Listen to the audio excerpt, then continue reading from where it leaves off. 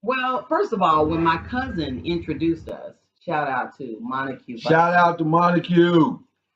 Um, First of all, he does not introduce me to people. Uh, he's my fam and everything, but he never said, you know what, let me introduce you to a friend. I'm like, hey, first of all, I feel a way about that, we just had church service and now you're trying to, give me the hookup. But he introduced me to Lloyd. Um, and I was kind of stunned by that. Um, and the fact that he was willing to come to my spot, you know, our first date was at the Java House. They used to have a Java House in Louisville that was more like, if you're familiar with Love Jones, the movie, Love Jones with She loves that movie. Nia Long and what was his name? don't even know the dude's name. I can't. Lorenz Tate. Yeah, that's him. With Lorenz Tate. How's that gonna be one of your favorite movies? You don't even know the dude's name. Oh, so that movie, a lot of it surrounded around the club called the Sanctuary. So the Java House was like a sanctuary where people could go and drink coffee. That was way before Starbucks. Yeah. People would go and drink coffee there, and then they would have poetry night. And I love to write poetry and looked forward to each weekend where I would have a set and I would read my poetry. So that was the safe place I felt like I could invite a Reverend Minister Lloyd too. That I felt like, okay, he's a preacher and everything, but if he gonna come to my spot, then he might be all right. And I felt comfortable with Lloyd. Like I could talk to him about anything. Sometimes when you meet people, you feel like, you got to keep the wall up and, speak, a language per se that, a safe, like I'm just have a safe conversation of just, the simple things. But with Lloyd, I felt like I could really talk to him about anything, and that he was being straight up. I didn't feel any deception or anything when I talked with him. And he didn't get annoyed by my questions because I had lots of questions. Lots of questions.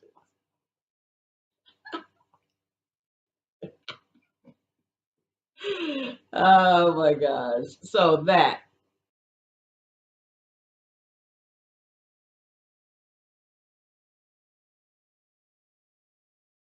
Real quick, I want to get Lloyd and Diana in the conversation real quick. Lloyd, where you calling from, bro?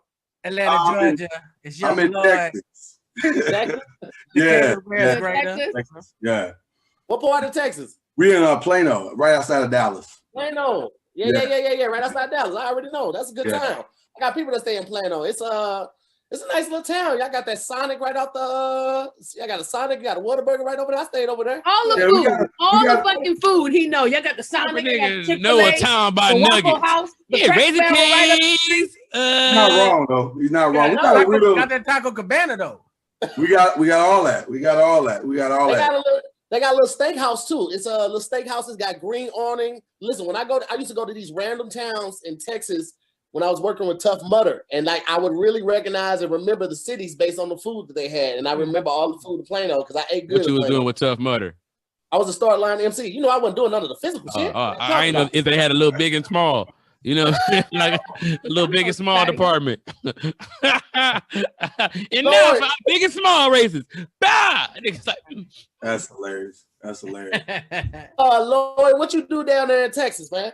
Man, I actually am a content creator myself. We actually have a little company, Noise Media and Entertainment. We do content on the web as well. And actually, I owe you a lot of credit for that, to be perfectly honest with you, because I saw you pivot in this pandemic in a way that I was like really impressed with. And I was like, man, this is really cool. And so it made me kind of make some pivot moves as myself and left my full-time gig and just went full-time with this. And now we're trying to do it big, writing movies. And CP, I've been watching you for a while, and I'm familiar with your stuff as well, man. All you guys are just hella inspirational. And I'll even share this with you guys, not to make you too emotional or anything like that, but this, for all of us, has been a crazy, crazy year. But for us, my wife and I, like, we lost our fathers in the same weekend during this pandemic. And it was Zooming with the homies. And I'm not saying this for hyperbole, but it was Zooming with the homies. And here's the thing that got us through that week of the funerals, because we needed that place to release. We needed that place to laugh. We needed that place to have joy. And so we had to, and then plus we had to shut our business down, so we didn't have a place to deflect to. So it was that got us through this whole thing. So we owe you a lot, man. Plus you hooked me up with the best popcorn in the world, Popcorn World. With the boy, man. He's down with me, right, now, baby. Yeah, man. So you just been a blessing to me, man. I really, really appreciate all of you. And Mr. Carr, I want to say something to you as well. I like Mosey. Make that work. That dude seemed like he's a good dude. So yeah, don't mess this up for us. Listen, no, yeah, for real though, because like I heard you the other day on CT's Instagram, and I was like, listen, Mosey a good dude, man. Y'all got to make that go the distance. So appreciate all of you. There it is. I appreciate you.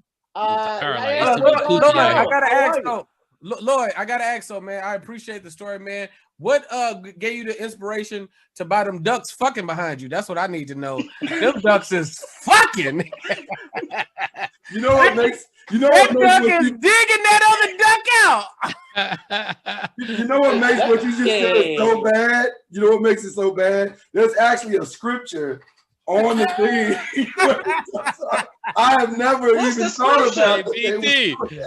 Like, bitch, you better praise God. I'm a scripture talking about. I never even saw it that way.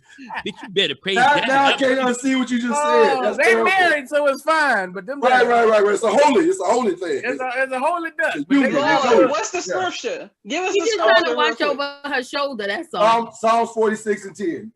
Be still and know that I'm God. Hey.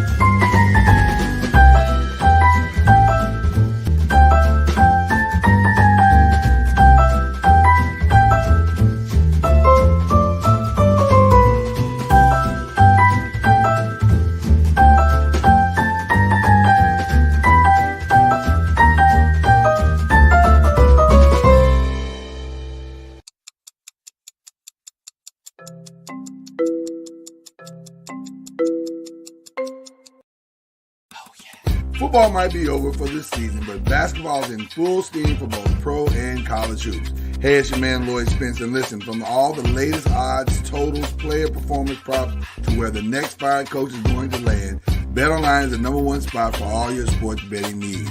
Here's what you got to do. Head over to the website or use your mobile devices to sign up today and receive your 50% welcome bonus on your first deposit. Just use our promo code BELIEVE, BLEAV, to get started. And it's not just basketball. BetOnline is your source for hockey, boxing, and UFC odds right to the Olympic coverage.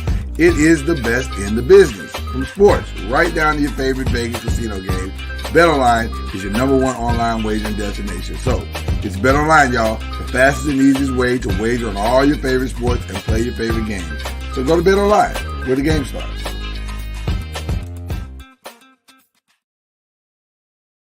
Popcorn World.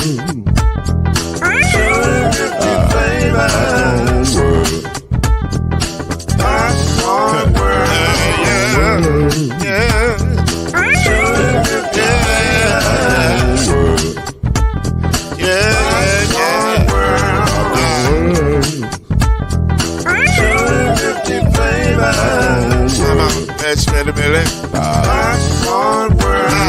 Can I make you move now? Yes, I can. So you can get this move in a bag of a can. You can make it round the world when it holds in your hand. Popcorn World. 250 flavors gonna make you smile. 250 flavors gonna make you smile. 250 flavors gonna make you smile. I said popcorn make you smile. Ah. Popcorn World. Popcorn World. Popcorn World. It's a popcorn world. It's a popcorn world.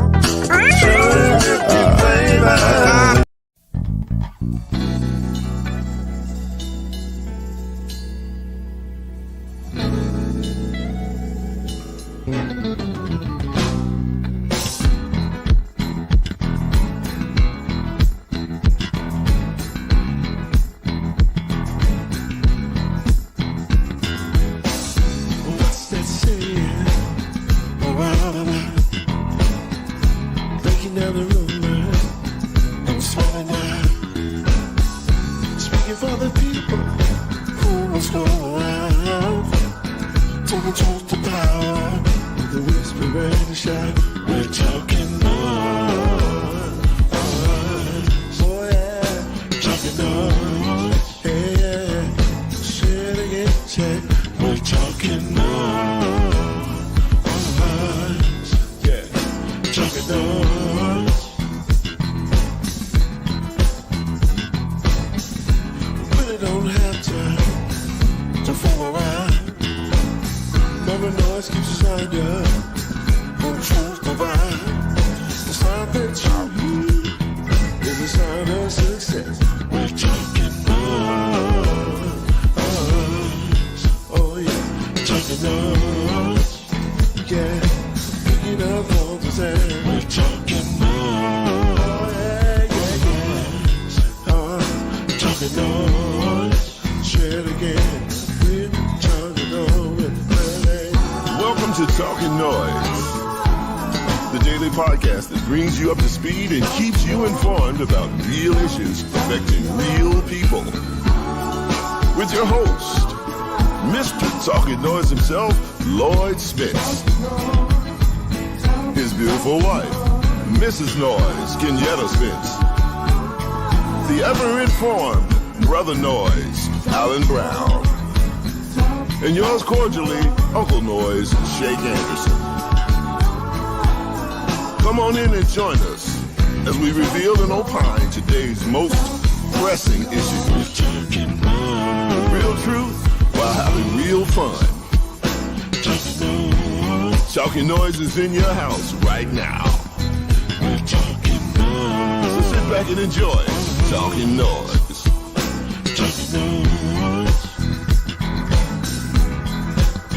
We're talking noise.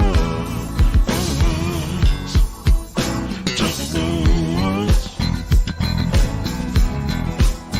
We're talking noise. Talking noise. We're talking noise.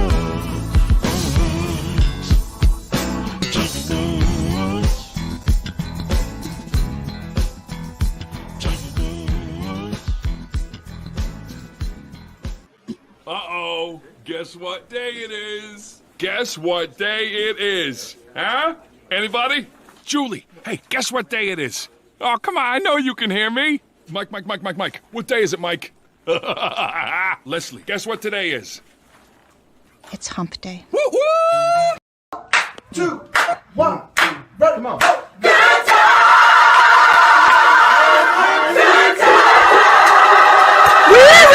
Just to keep you on your toes. Not getting hustled, not getting hustled. Yeah. Keep me ahead of the water.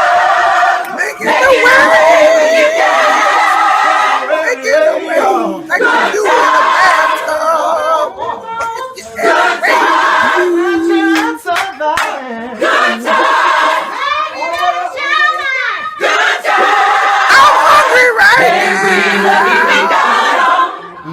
You definitely don't need to bring your kids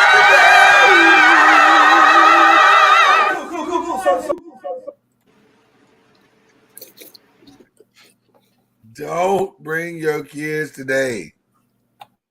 Make sure they are nowhere to be found today. What's going on, people? Talking noise in the building. I don't know if I like the sound of that. Well, because I just be like the warning the folks, you know what I'm saying? I be like the warning them. Don't bring your kids. Don't bring your kids. Sometimes I'll just say better not bring them. But today, I don't think it's smart to bring them today. Well, because you can just sense, sometimes when we're in production and we're putting the show together, you're like, this ain't going to get well. It's one of those days. I mean, look at the topic. Are black women being irresponsible? How can that end well? That's not going to end well. So, rather than you seeing your kids seeing a full-blown explosion on live podcast, just, tell them to go watch, something else. Azari put viewer discretion is advised. Yeah, there you go. Viewer discretion is definitely advised. But we're going to have fun, though. It's going to be a good show. I can promise you that. It's going to be a good show. Mama Noise is here. Al B is here. Look, here's how you know it's going to be good. Cuz, he popped on the screen in a focused way. Just saying. He probably nervous, too. Oh, well, he's responsible, actually. He's responsible. Yeah, he's just mostly all his fault, really. Listen, I'm excited today. I'm excited. Is everybody doing all right? Let's start with that first. Is everyone doing okay? Yes. Yes, we all good. Shout out to my little sister Tasha, whose birthday is today. Woo woo! I'm not gonna say her age, but shout out to the COO. I'll leave it at that. I'm not gonna say it. Was that a humble flex? I should say it is a flex. I'm a proud big brother. Well, I mean, you shout out to the COO. I mean, what? I mean, she's a COO. It's not my fault. I didn't say it was your fault. I'm just saying you don't usually throw out anybody else's title. I mean, I'm just saying I'm proud. She's a COO. Did I mention that? Okay, all right, let's move on. Yes. Quick housekeeping notes. The 5 tonight. Don't miss it. Gonna be great. Today, our brother Charlie Ward is playing in the Final Four of the state championship in Florida, and so we're gonna watch that, and then we'll see what happens. Let y'all know tomorrow. That's all I can tell you. Have you talked to him? By text, we got the group chat. Me, him, and Kendrick, we got the group chat. So yeah, we've been talking to him. He's super excited. But I know he's, I'm sure he's feeling the nerves a little bit today. It's weird that a dude that's playing the national championship in college football would probably be feeling the nerve. But you know what? I bet you'd be more nervous today than he would have been for that national championship because he can't control anything that happens today. If Charlie Ward was going out there to play, he'd probably feel a lot better. But see, he's a man of God. He's a man, but that's what he got going for him. He's a man. So he's by faith. There it is. So we're gonna be checking him out a little later on, watching him see what's going on. So should be fun.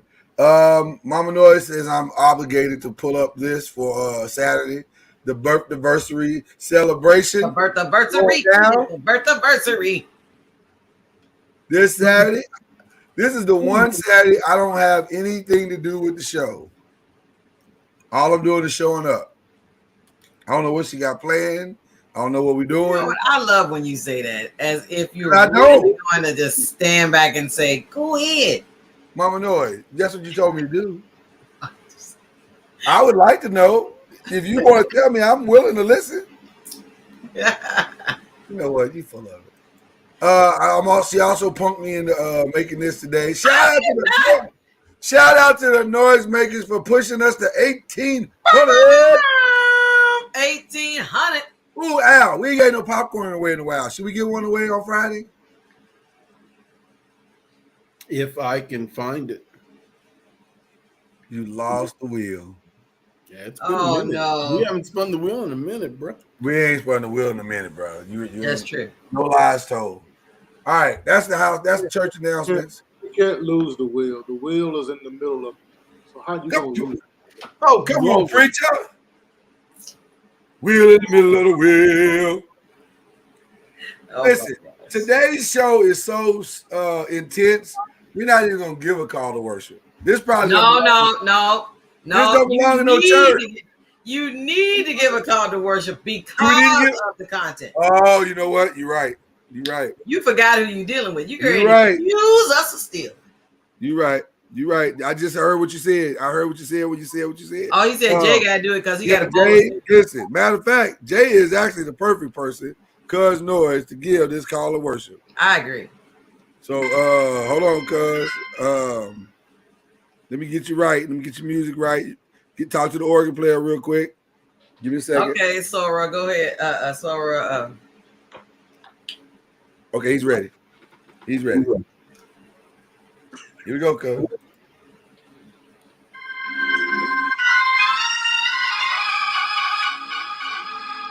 This is the day that the Lord has made. I shall rejoice and be glad in this day. For God is the same yesterday, today, and forevermore. So no matter how low I may feel or how high I may go, I shall rejoice in who God is. So leave all your burdens at the door. And come on in here. It's time to catch this Holy Ghost. Call to worship. Yes, sir. Get your fans and find your way to your seats. Yes, sir. Welcome one, welcome all. I love a good call to worship. I really do. Because this could turn out to be some raggedy shit today. So I want to just we call it worship. I'm just saying. You didn't get 10 seconds. Oh, that's right. I should have probably gave it a let it breathe. That's my fault. Players mess up. It's possible. Well, okay. You can't say it was cuz. I don't understand why you feel that this show is going to be so intense. Huh? You don't, huh? Here's the video that we're starting with on the show. 80% of black males who are in jail come from single mother homes. So don't sit here and preach to me how y'all do such a great job of raising So where's the father? Listen to what Where you're is saying. the man in the household? Okay, where did you go? I can explain that. Let me explain that, please. Here's a simple answer to that. See, I own a house. In that house, if you were my wife, and I kept inviting dudes over, and they kept walking in with dirt on their shoes, and they kept throwing popcorn and shit on the ground and fucking it up. When they left, who would you blame? Me or them? A combination of both, but no, specifically you. Yes. Why? Because you. It's my house. See, let me explain something to you. When women have babies, I ain't never seen a man die in a delivery room. Women do, though. So, one, they can decide to end the pregnancy. That's right. Unilaterally. Yes, they can't. He can. The men can't. The women can decide to give a baby up at a gas station, at a Firehouse, hospital, at a so they can do all these things. So if women are so damn smart, how come they the only motherfuckers that's constantly getting conned and lied to get in the situation they in? Y'all claim y'all are smart as men, but y'all the only people who say, oh, he told me to do this and he talked me into this. When a man gets screwed over, they say it's your fault. You should have seen it coming. Should have seen it coming. So why is it we can't say to these women, because let me tell you a stat that should shock you, all of you.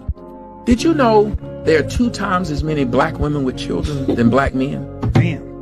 What does that tell you? Well, I'm going to interpret that for you. Here we go. Okay. It tells you that women are fucking the same man. Boom. Damn.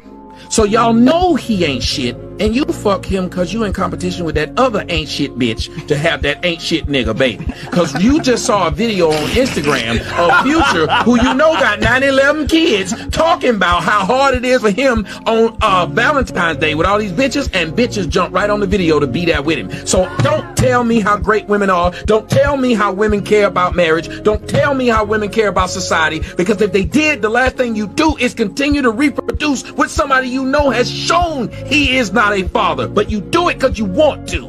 Now, I'm Panamanian, so it's a little bit different because we speak a little bit honest. We talk honest about it. I know y'all Americans have been led by so many women that y'all sit there and believe that a lie is the truth. And it feels real good to live in ignorance is bliss, and what I don't know can't hurt me. But if I don't know a woman got AIDS, I can catch it. It can hurt me. If I don't know the brakes don't work in this car before I crank it up and drive it, I can die. So stop living like that, and let me tell you something, young lady. When you wonder why you have a man that is not there, it's simply because you didn't require that man to be your husband before you allow that man to knock you up. Is that not a good enough answer, ma'am?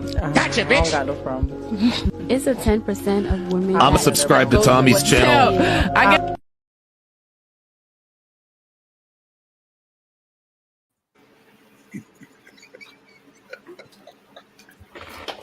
Well, damn.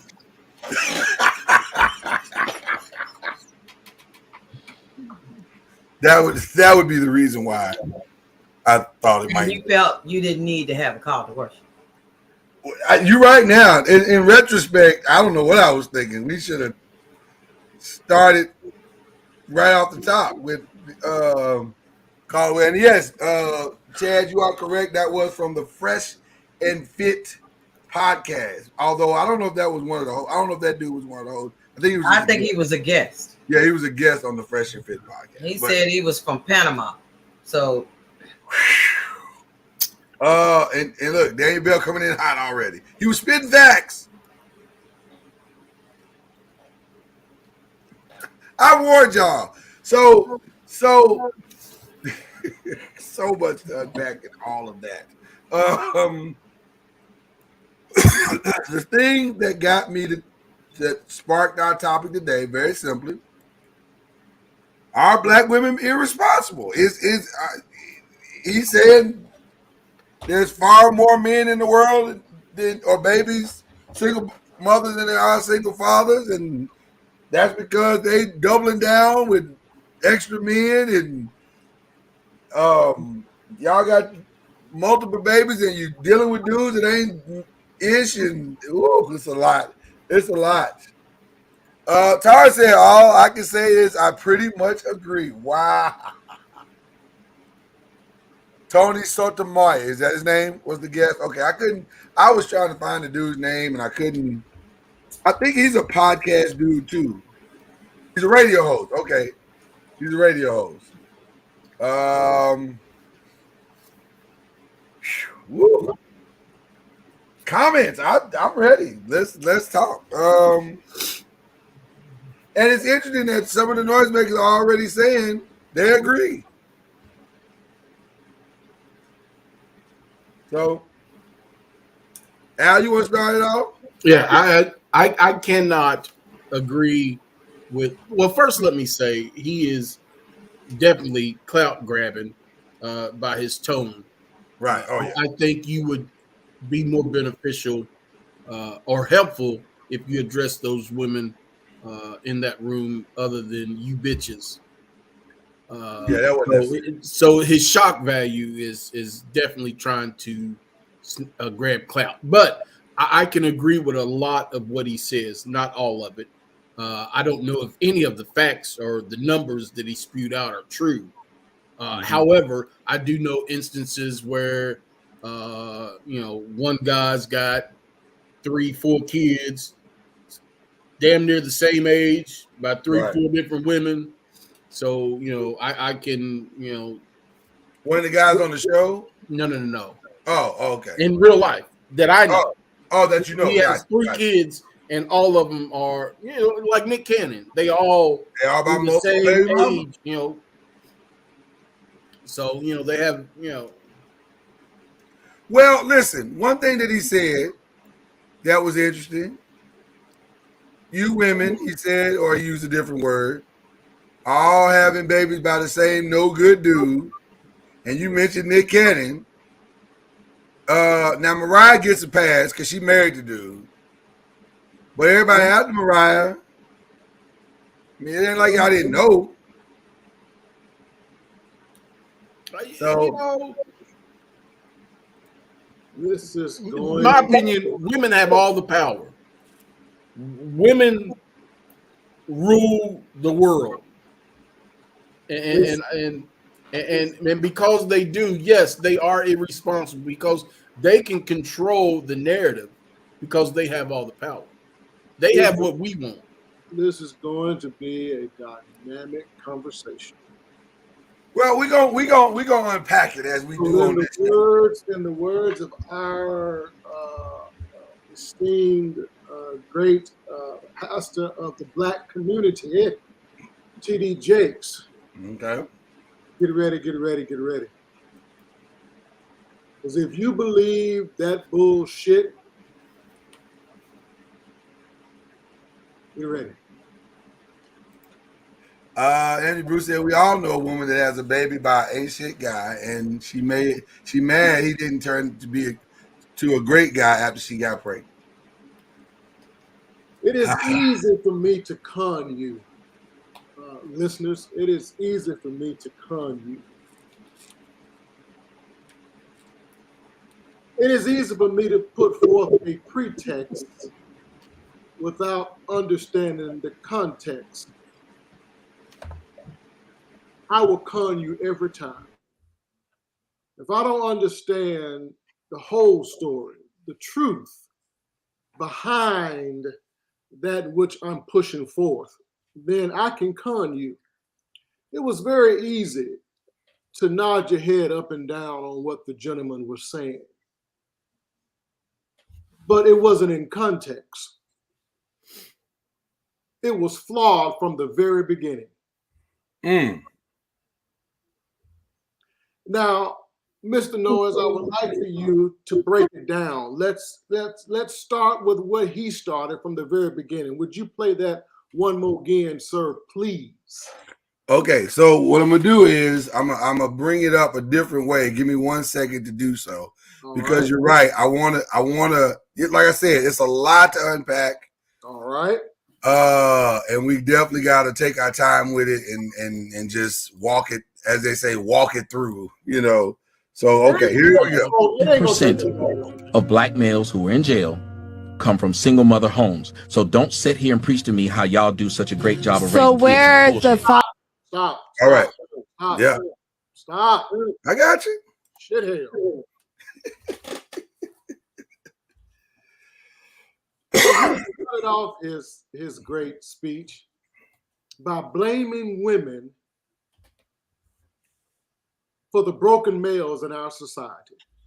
The 80% that are in jail from single mothers, I think is what he said, right? Yeah. Okay. We just trying to clarify and bring it out. Now. Yeah. He's correct. And Mama Noiz, I ain't forgot about you. We're gonna get you in. I just wanted to. Yeah. I'm sorry, Mama Noiz. I'm sorry. No, she said go ahead.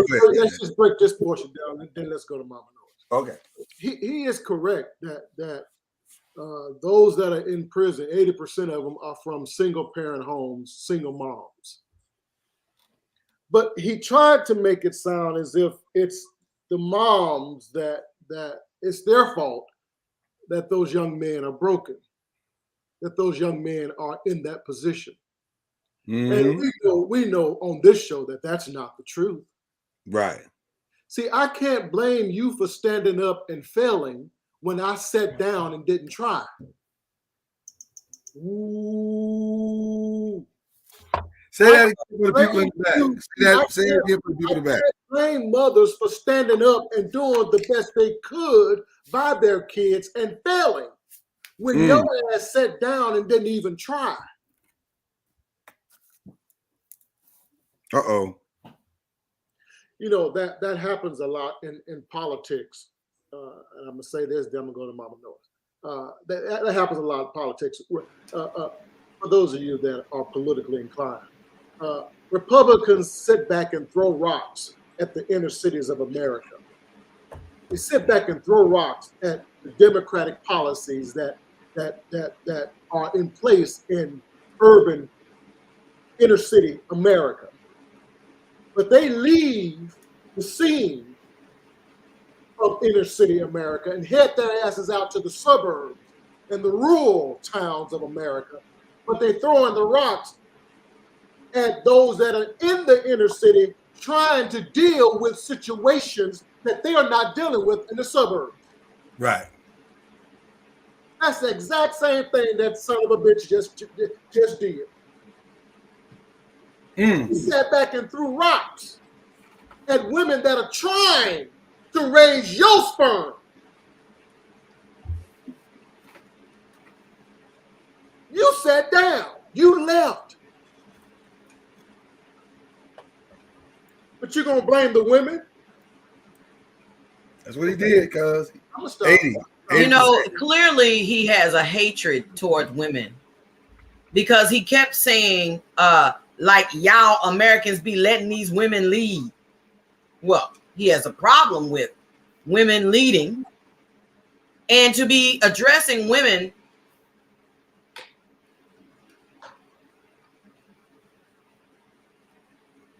addressing Mama Noise because he ignorant. Don't get emotional. We gonna handle that ass today. To be addressing women as bitches. That's the way you address them.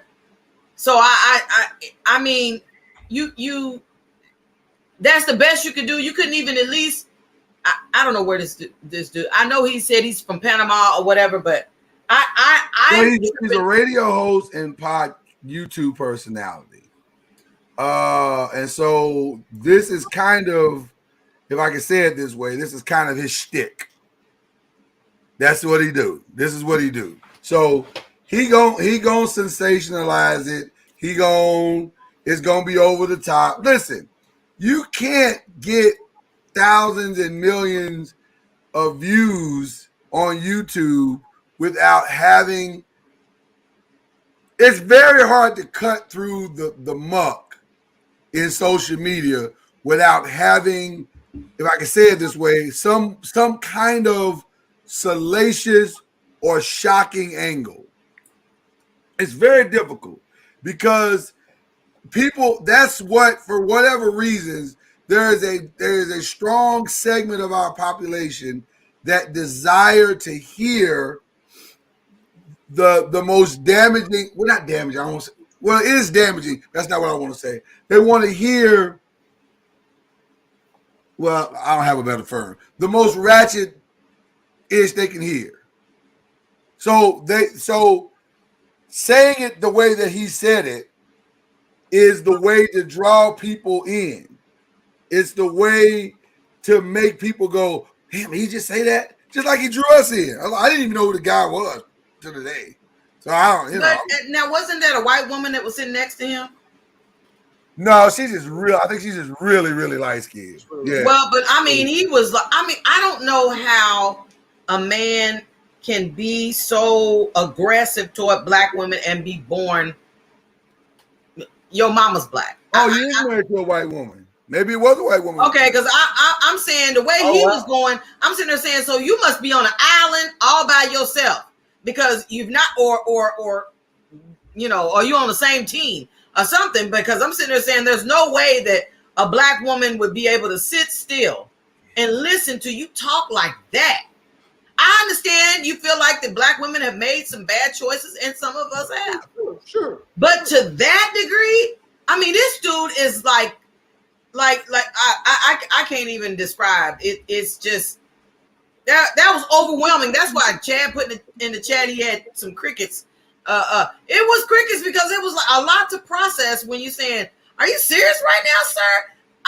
You gonna blame the part that I don't like is that as the woman, and I'm because I know I got a lot of my sorors that are in the chat.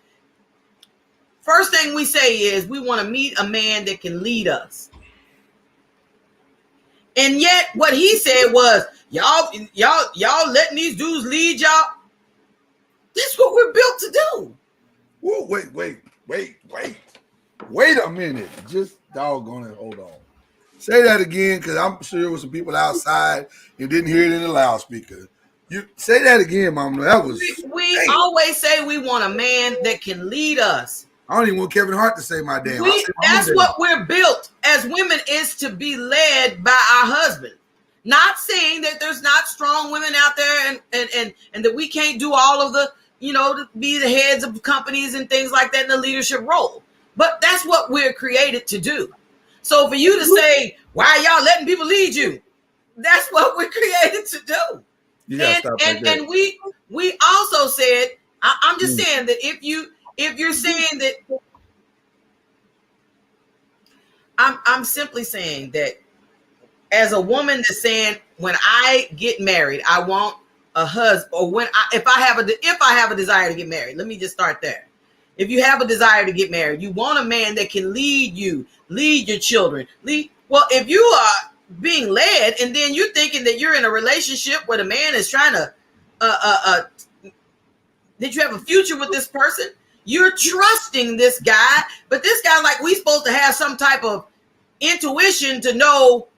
We got intuition, but I'm saying to be able to read minds and to say, well, I can tell, I can see that he's this. I don't think every woman sees that a guy is a guy that is wanting to go around and have a bunch of babies. But I don't think every woman is like that. I think he used a Future, trying to say everybody trying to have a baby by Future or whatever. Look, I don't know about that. I can't speak for Future. I can't speak for whoever the women are that's done tried to be with him, or Nick Cannon for that matter. But I am saying that we're not every black woman is not running around trying to have a bunch of babies by a bunch of dudes and blaming government or even the black man. Okay, so one of his history, he's saying, because some of the noisemakers have heard him before. He comes from the hood in Atlanta. He tells you how his mom has done all the things he complains about. Okay. That's interesting. That's very interesting. What do you say here? Modern women don't want to be submissive to men. They want to be boss chicks. Okay. All right. They're blessed to have a brother that see me as a partner, that has my back, and I have his. Okay. On that podcast, they have a ton of single women on there talking about being married or dating a high value man, and the women that has come on that show, none of them want a man to lead them. Interesting. Okay. Learn to pick ourselves and not rely on traditional societal norms that have us picking to live a narrative rather than picking what's best. Okay. See, can we put it in park right there? Because my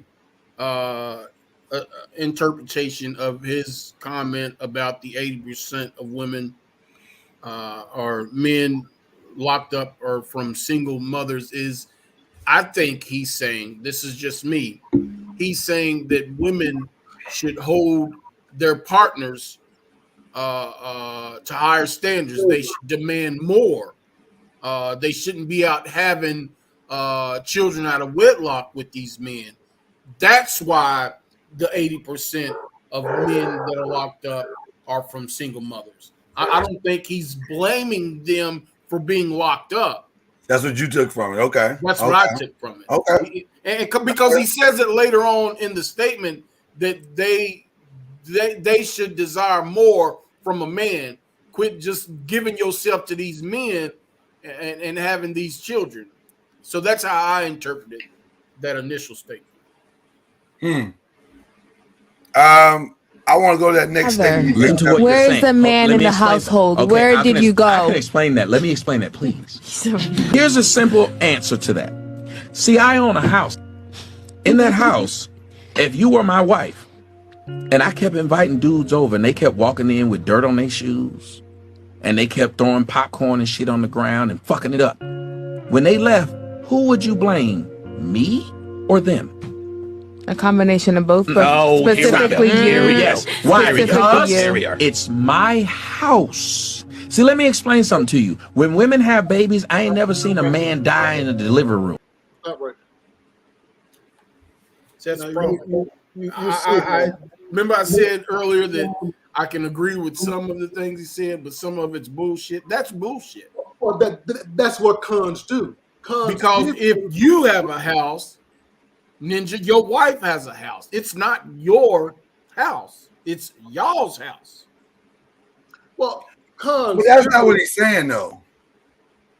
At least that's not what I got from it. What I got from it, I own the home like you own your body. Right, well, he's saying from the woman's perspective, you have the vagina, you have it, it's yours. So and he's saying the house is mine. So what gives you the right to complain about the dirty feet in my house? I didn't take it like that. I took it as him saying, and that's part of the problem. I got you. Yeah, we all kind of walking away with different things.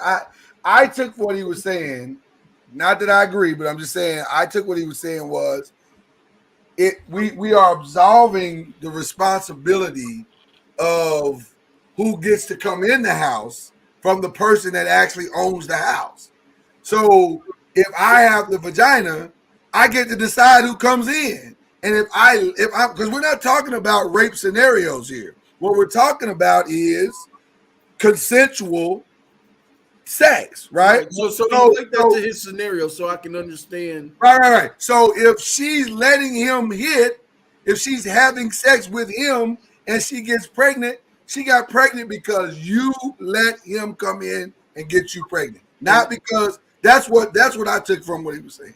Well, that part, yes, but how does that analogy equate to his house and his guests? Well, because he's saying the women's vagina is the house. The friends coming over, the multiple friends coming over are the multiple guys that they're allowing to come in there, have sex with them. You got that from the house? Absolutely. That's what he's saying. Brother. That's what he's saying. I guarantee you. Well, I mean, I understand what you're saying. I understand what you're saying about her vagina and controlling who comes in her vagina. But when you say a house, I'm understanding that you're talking about, so like the girl said, so wait a minute, so you don't think that you and your friends are responsible for just coming in the house and messing the house up since you're going to use this house scenario? It's my house. No. But here you got to flip it. Y'all focusing too much on the actual house. That's totally an analogy. That's all he's doing. He's saying listen, as a woman, you are responsible for your vagina and who comes in and out of your vagina. All right. I'm sorry, I can't say that. Jay, no, I'm just saying that. I think you got it all wrong. He's saying I have no control over your vagina and you have no control over my house. No, that's two different things. That's not what he's saying at all. Let's replay it again. Yeah, let's replay it again. Your whole analogy. Women? Specifically you. Yes. Why? Because on the ground and fucking it up. When they left, you were my wife. And I kept inviting dudes over, and they kept walking in with dirt on their shoes. Where did you go? I can explain that. Let me explain that, please. Here's a simple answer to that. See, I own a house. In that house, if you were my wife, and I kept inviting dudes over, and they kept walking in with dirt on their shoes, and they kept throwing popcorn and shit on the ground and fucking it up. When they left, who would you blame? Me or them?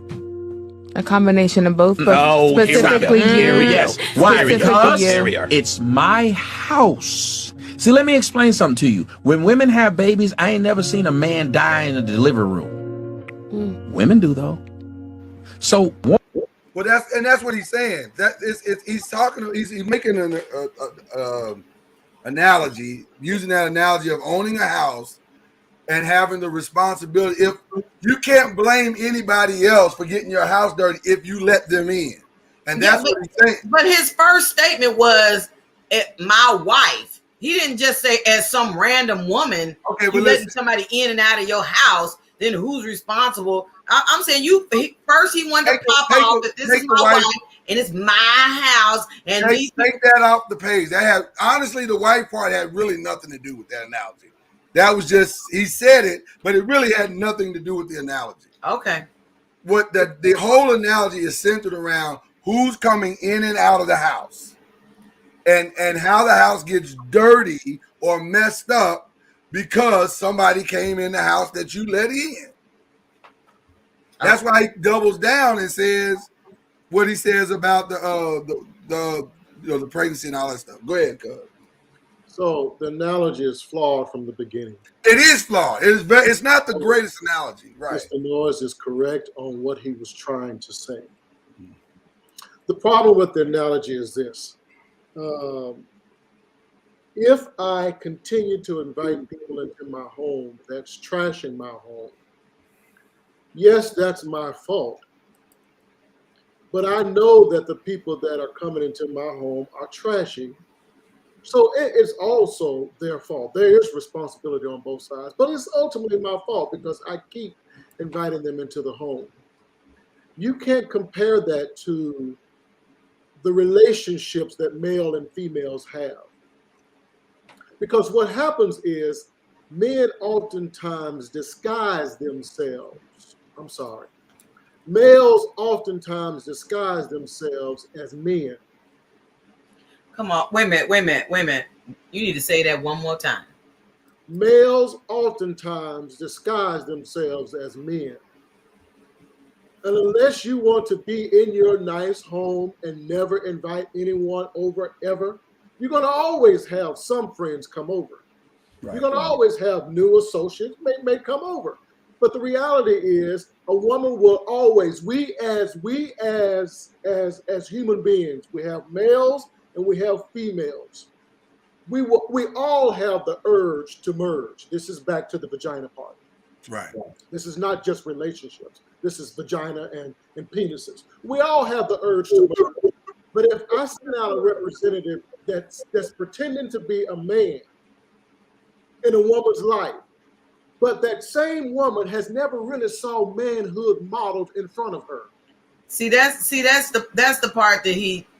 That's the context that he's fucking up on. That's exactly right. Thank you. And I would say it like that. If you've never seen manhood modeled, if you look back in your life, you see, we're all human beings. We all have a story. We all have a journey that we've traveled.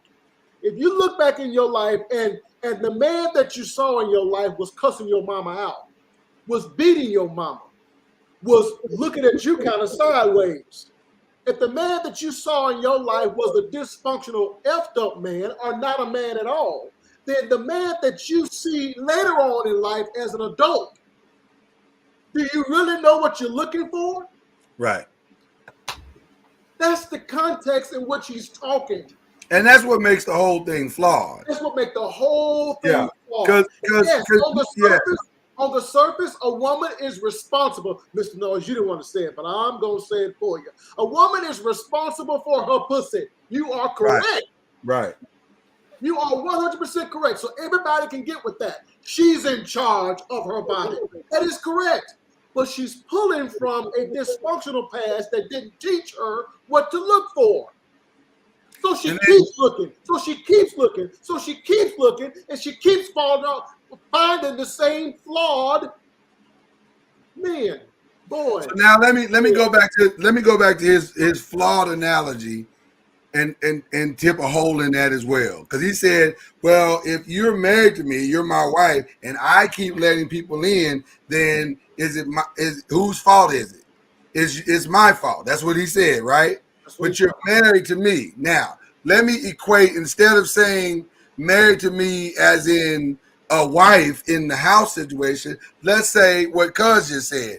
If my moral compass, because we're talking about a guide or somebody that can tell you why you letting all these people in the house. Well, what if you don't have that? What if you don't have a God or a Holy Spirit or something guiding you to tell you stop letting all these people in the house, or a moral or moral roadmap, like Cuz is saying, to say don't let these guys in the house, and you're looking for that. Now all of a sudden you're functioning from a place of lack, or you're functioning from a place of disinformation. You don't know any better. So I'm letting them in the house because, like Cuz said, and this is one of the times when he said, when we got the video, I was like, oh, we're going to be in lockstep on this one because this is some bullshit. So I'm never going to say that women aren't responsible for their bodies. They absolutely are. We got to teach our girls. Absolutely. We got to teach our girls how to not let trashy dudes in the. That's the part. And see, I go ahead, sweetheart. Just real quick, Mama Noise, then you jump back in. But one of the key components to teaching our girls how not to let bad men in is to be there to teach the girls how not, and in the first place. So if you have a problem with you just blanketly looking at the subject saying all these women, well, like the girl said, which he totally disregarded, where are the fathers that's helping these young girls at Ryan always calls it the pick-a-meter and all the type of stuff, and then the different ones say this stuff. If the father is not there and just being Johnny Appleseed and having a bunch of babies and stuff, then the father is not there to guide. I'm not saying the mother can only do so much. It's the same thing as when a mother is raising a boy. A mother raising a boy can only do so much. Then she's got to have help from the father, or if not the father, a male figure that stands in to try to give him the male guide. But if you don't have that, then all it, and he talked about is women. The world is full of so many women. They're fatherless. And so because there's so many of them, then you say, why they keep making bad choices? What do they got to choose from? As Jay eloquently put at the beginning of the podcast, he said, one's posing as men. So we're looking at, he looked like he got it together. He got a good job. He like he threw out there, I got my own house and all that stuff. But if you still a boy, then all we're saying is, wow, it looks like he's got it together. I think he's got, the potential to help lead us, but he didn't want to acknowledge the fact that as a man, you are responsible for leading the relationship. Where are you leading it to? Let me address two things that was said in the chat. And I'm gonna start with Tim because I love what Tim said. Ladies, why have sex with trashy guys? You're right. You control the relationship and sex. But the thing in the middle is what I want to focus on. He says, vet these men better. And the thing that I would respond to that is saying, based on what? Because if you don't know, vetting is only based on the criteria that you understand is what you're looking for. If you don't know what to vet it on, you can't vet it. So yeah, you can do research and you can say, oh, he's a drug dealer, or oh, he doesn't have a job, or oh, he lives with his mama, or he broke, or what. You can vet that, but if those things don't ring off as alarms to you, then vetting doesn't matter. If they don't ring off as red flags, right, then vetting doesn't matter. Who establishes the red flag? Exactly. Somebody has to help you establish what a red flag looks like.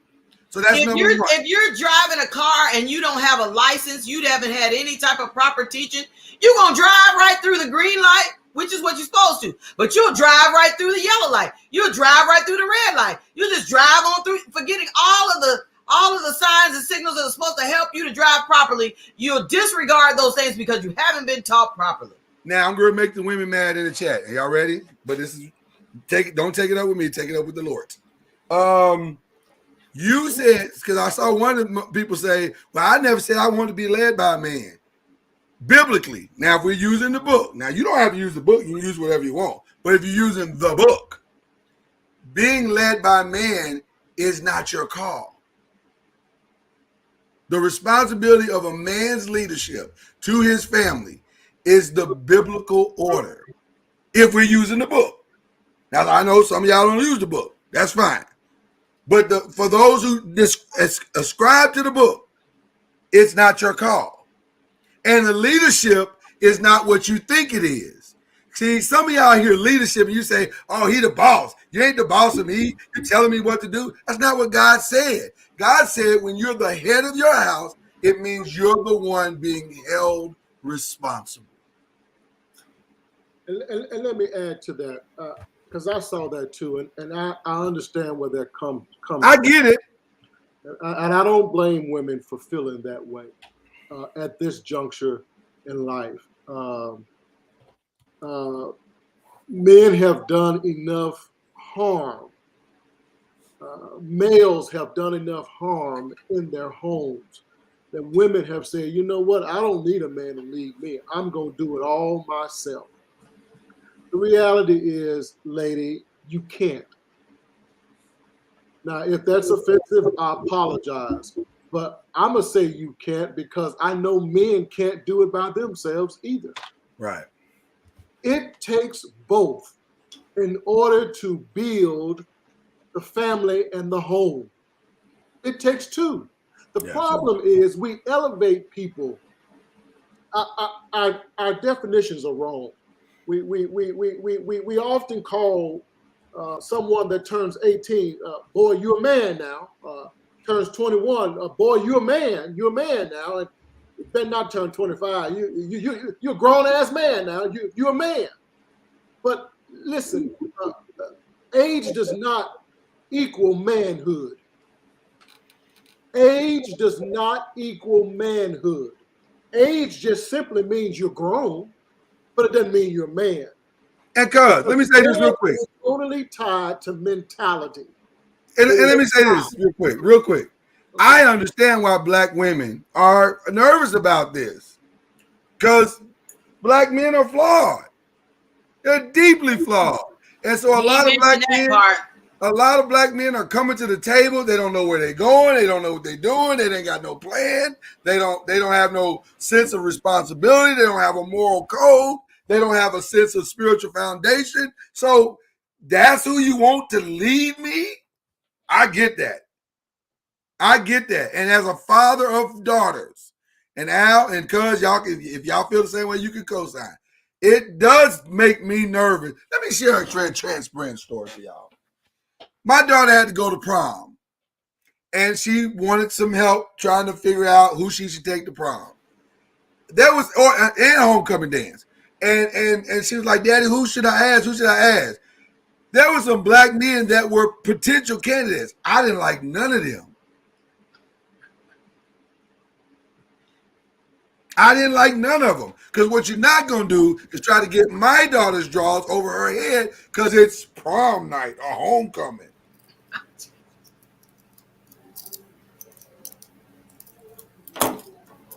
Now, y'all can feel how you want to feel about that. I'm just saying. But I get it because the guys that she's mentioning, the names that she was mentioning, are deeply flawed young black men. Mm-hmm.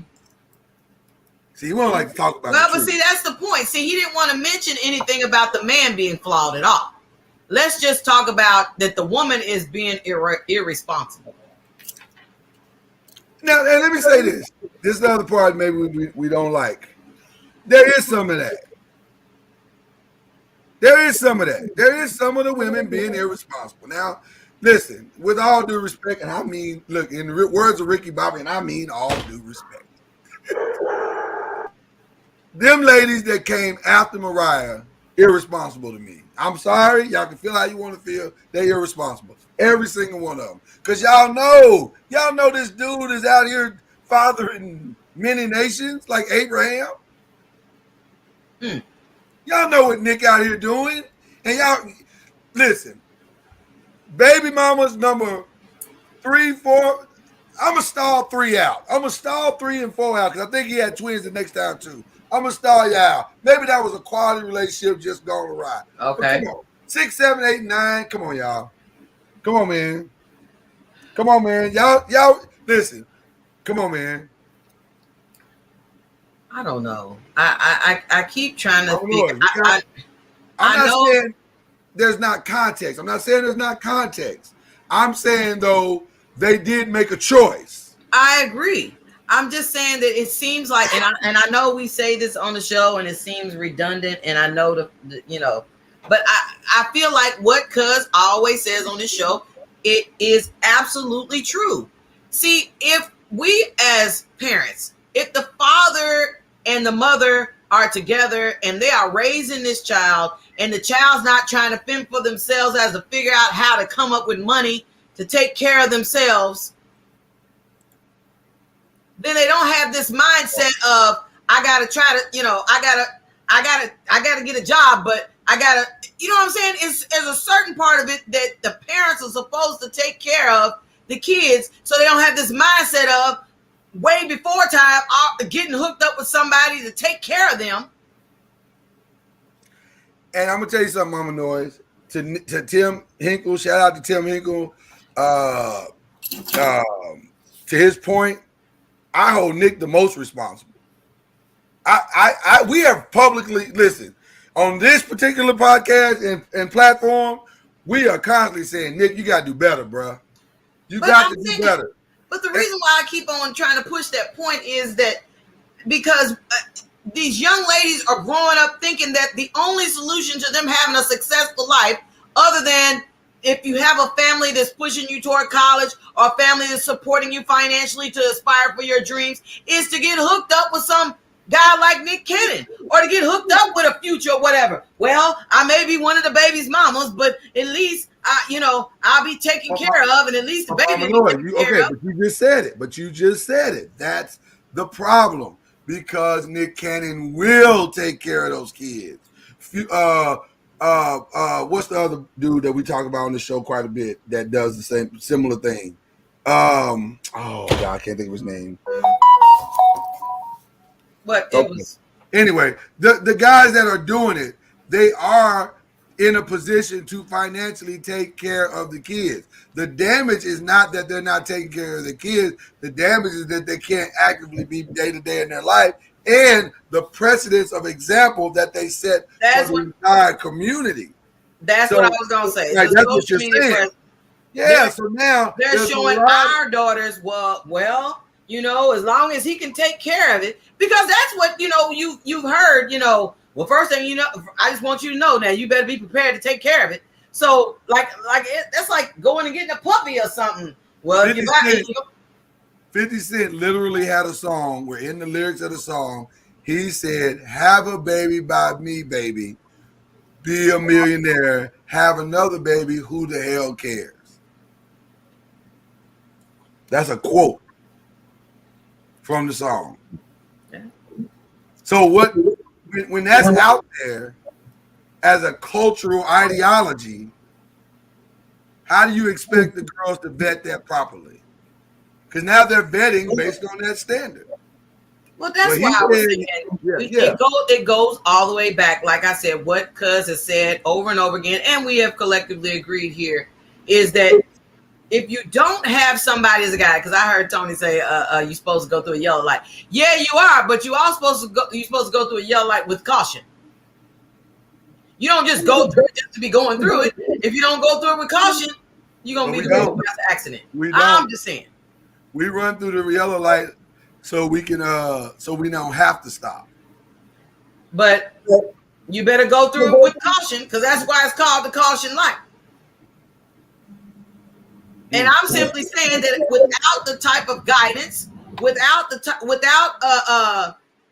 the father giving us the blueprint, then we just go by the example. And I speak from my own self, is that my mom's example sometimes was like, look, it's you in survival mode. It's all about you. These men out here, this, and that. Girl, you better get yours. You better take care of yourself. There ain't these men out there. These men out here, they ain't finna. That's what was sown into me. And I'm 52 years old. So can you imagine what it's like for the young people out there now? Yeah. What's the standard now? It's the absolute standard now. If ain't nobody teaching them, my father didn't give me the blueprint. I'm sorry, Jay. No, you did good. Go ahead, cuz. I thought. No, he's on. Yeah. Okay. Back to what I was saying before I was so rudely interrupted. You were rudely interrupted. We got caught up. The problem with our definition of manhood is that we're calling everybody 18 and above a man. We're elevating them to manhood status. The problem is their mentality isn't there yet. We do that in society. We tend to elevate people that don't deserve it. And we also put down people that don't necessarily deserve it either. That's one of the flaws that we have as a people. But giving a boy, a male man hood before he's ready for it is why we have so much brokenness. Because women think that they're actually dealing with men that want the best for them in their lives. Women get into relationships not just for what's in the sweats, the gray sweats. Women get into relationships because they actually do want to build something. That's a lie. Because we just witnessed. Hold on. I was gonna say real quick. We just witnessed on a podcast Saturday a young lady say that sex is 98%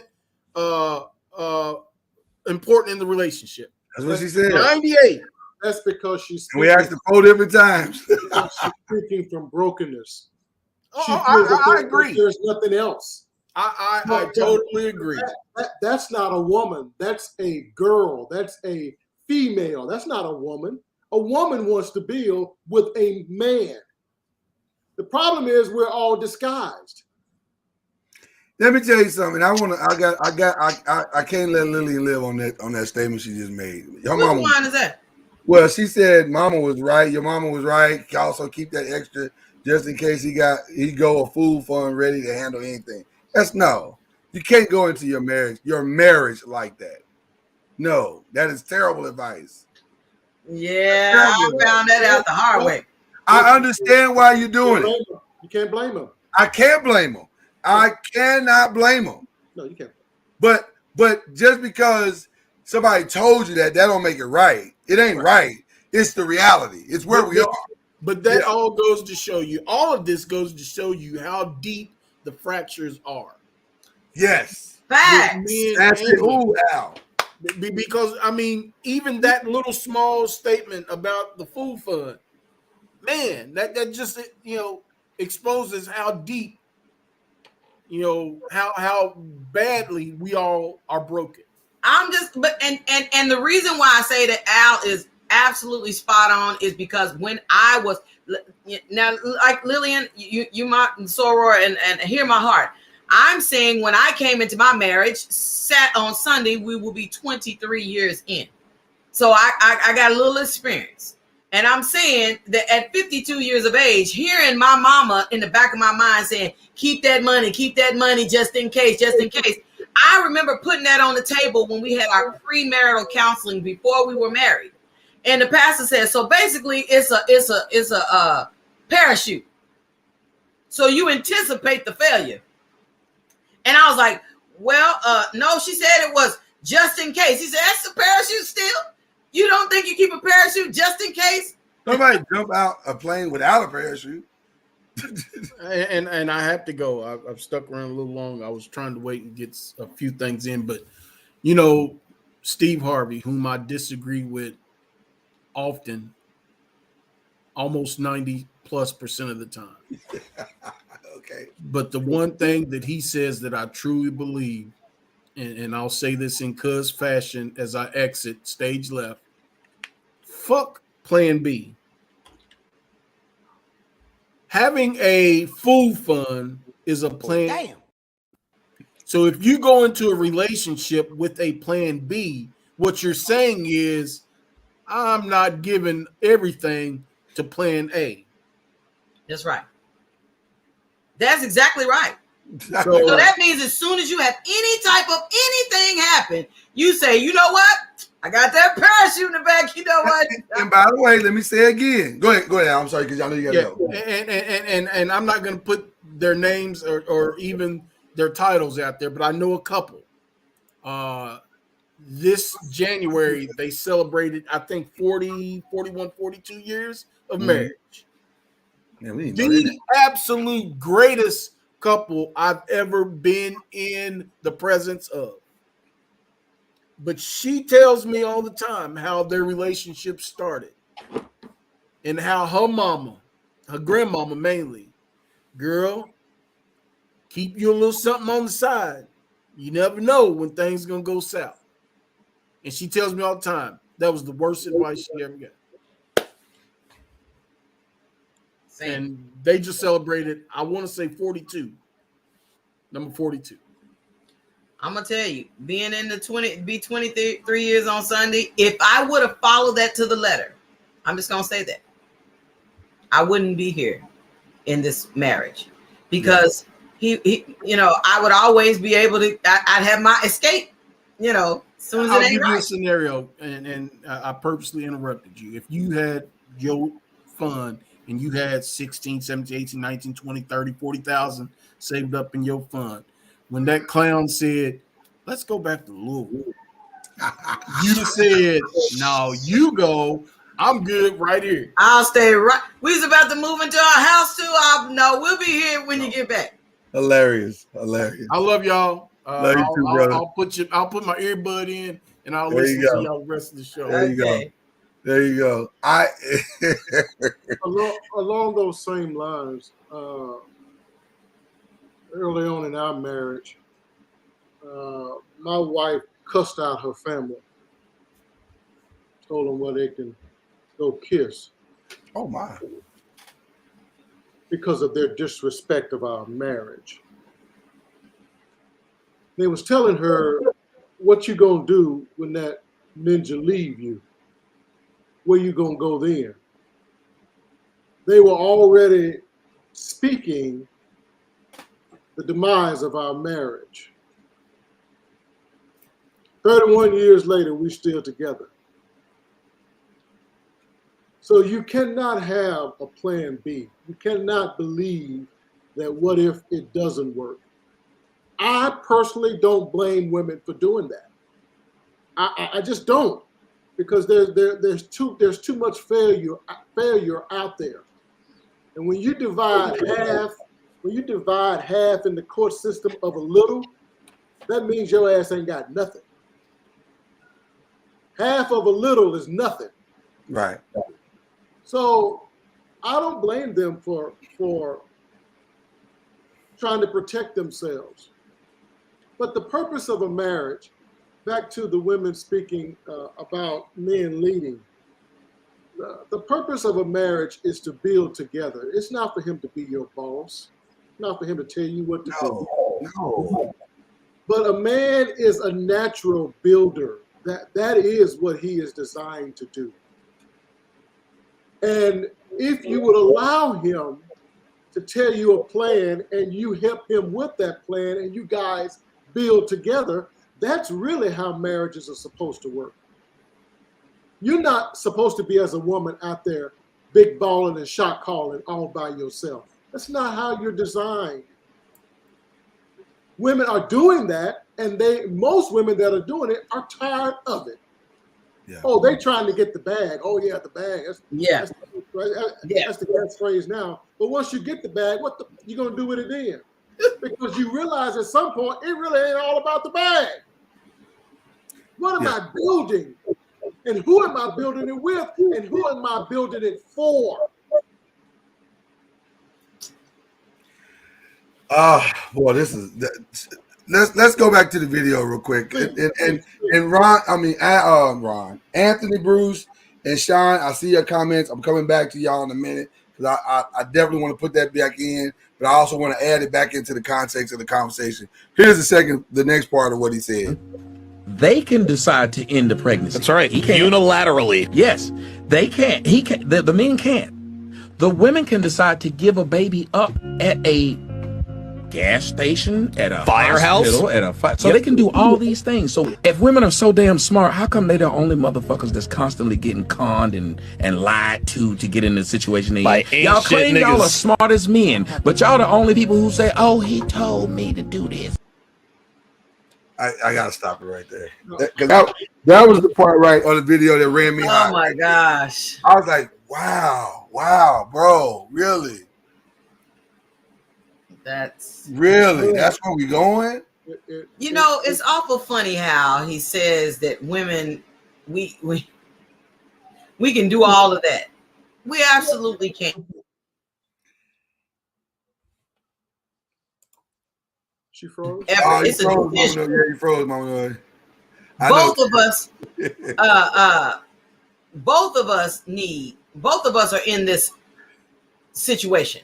Yeah. Just as easy as you can say she could just pop them pills. Why you can't snip in? You can snip too. Go and get your vasectomy then you can pop up all you want to. And ain't no child as a result of it because you done went ahead and had the surgery. But why ain't you wearing a condom? Why does it have to be always on the woman's shoulders as to the outcome of the situation? And then when it's a child, why don't you take this pill? Why ain't you do this? Why is it all the burden of the woman to carry? Because the child is formed in her womb? But even beyond that, Mama Noise, the fact that he would say, if women are so smart, how do they keep getting conned? Intelligence has nothing to do with the con game. People that are intelligent get conned all the time. All the time. The reason why you get conned is because you're willing to put a trust in something based on something someone has said. So if I present myself as let me tell you something. And we've said this on this show before too. Oh my God. And I love this guy as a rapper. And I think I like him as a guy too. I just don't like the way he does stuff. But Common might be one of the greatest comedians of all time. Yeah. I've seen that dude go to red carpet with some of the nicest looking black women on the earth. And he loved them, and that's my queen, and black queen, and da. Feel you, dog. I feel you. But if she's really your queen, man, what kind of kingdom you got? Because you be running queens and up out that kingdom like draws. You change your queens like he's a poser, like Jay calls him. He's a pretender. But there's no woman on planet Earth that would say Common is not a good guy. I've never heard any of those women say he wasn't a good guy. Taraji, Serena, Tiffany Haddish, Erica. There's so many women that he's dated publicly. Real public displays of my queen and good dude. Looks like a good dude. Treats them right, takes them to nice places. Good dude. A trail of broken hearts. Say, y'all think y'all so smart. Wow. I'm just saying that to me, that might have been one of the most egregious statements of the whole thing. How y'all keep getting conned? Because it's niggas like you out there. And let's be clear, men get conned as well. They do. They do. So don't try to act like, y'all are just so superior that men don't get conned. They do. No question about it. That wasn't the case. There's a whole bunch of dudes in the NFL that got conned into having babies by some of these girls. Some of these women have figured out the cheat code and said, I had never heard of using turkey basters to get pregnant. We just here recently talked on the show about, what's his name, Drake. The woman went and got the condom out of the trap. Because she like, Drake? I'm finna have a Drake baby. I'm trying to be. And here's another one that comes off like a good dude. There's a lot of dudes. Let me tell you something. I used to wonder why women would deal with a thug over the good dudes. And now I think I'm starting to understand. Okay. A lot of times the thugs come with an honest heart. Wow. They tell y'all off the top what it is. If it's a jump off, it's a jump off. If I'm looking for something, I'm looking for something. But they tell you right off the top what it is. Whereas the good dude, oh sister, let me buy you a drink and let me da da da da da da da. Next thing you know, 6 months later, well, it's yours. Well, sister, my queen, I don't know if that situation really is, I mean, come on, man. Go ahead, cuz I'm through with that one. That one ran me hot though. I ain't gonna lie to you.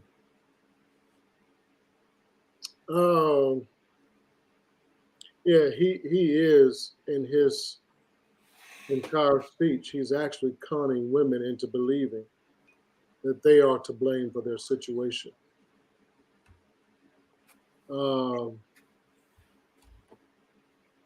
And that's very problematic because a lot of women feel that they are to blame, and that's why we have so many women now that have basically sworn off and said, I'm not getting married. I'm out here to do me. I'm going to do me.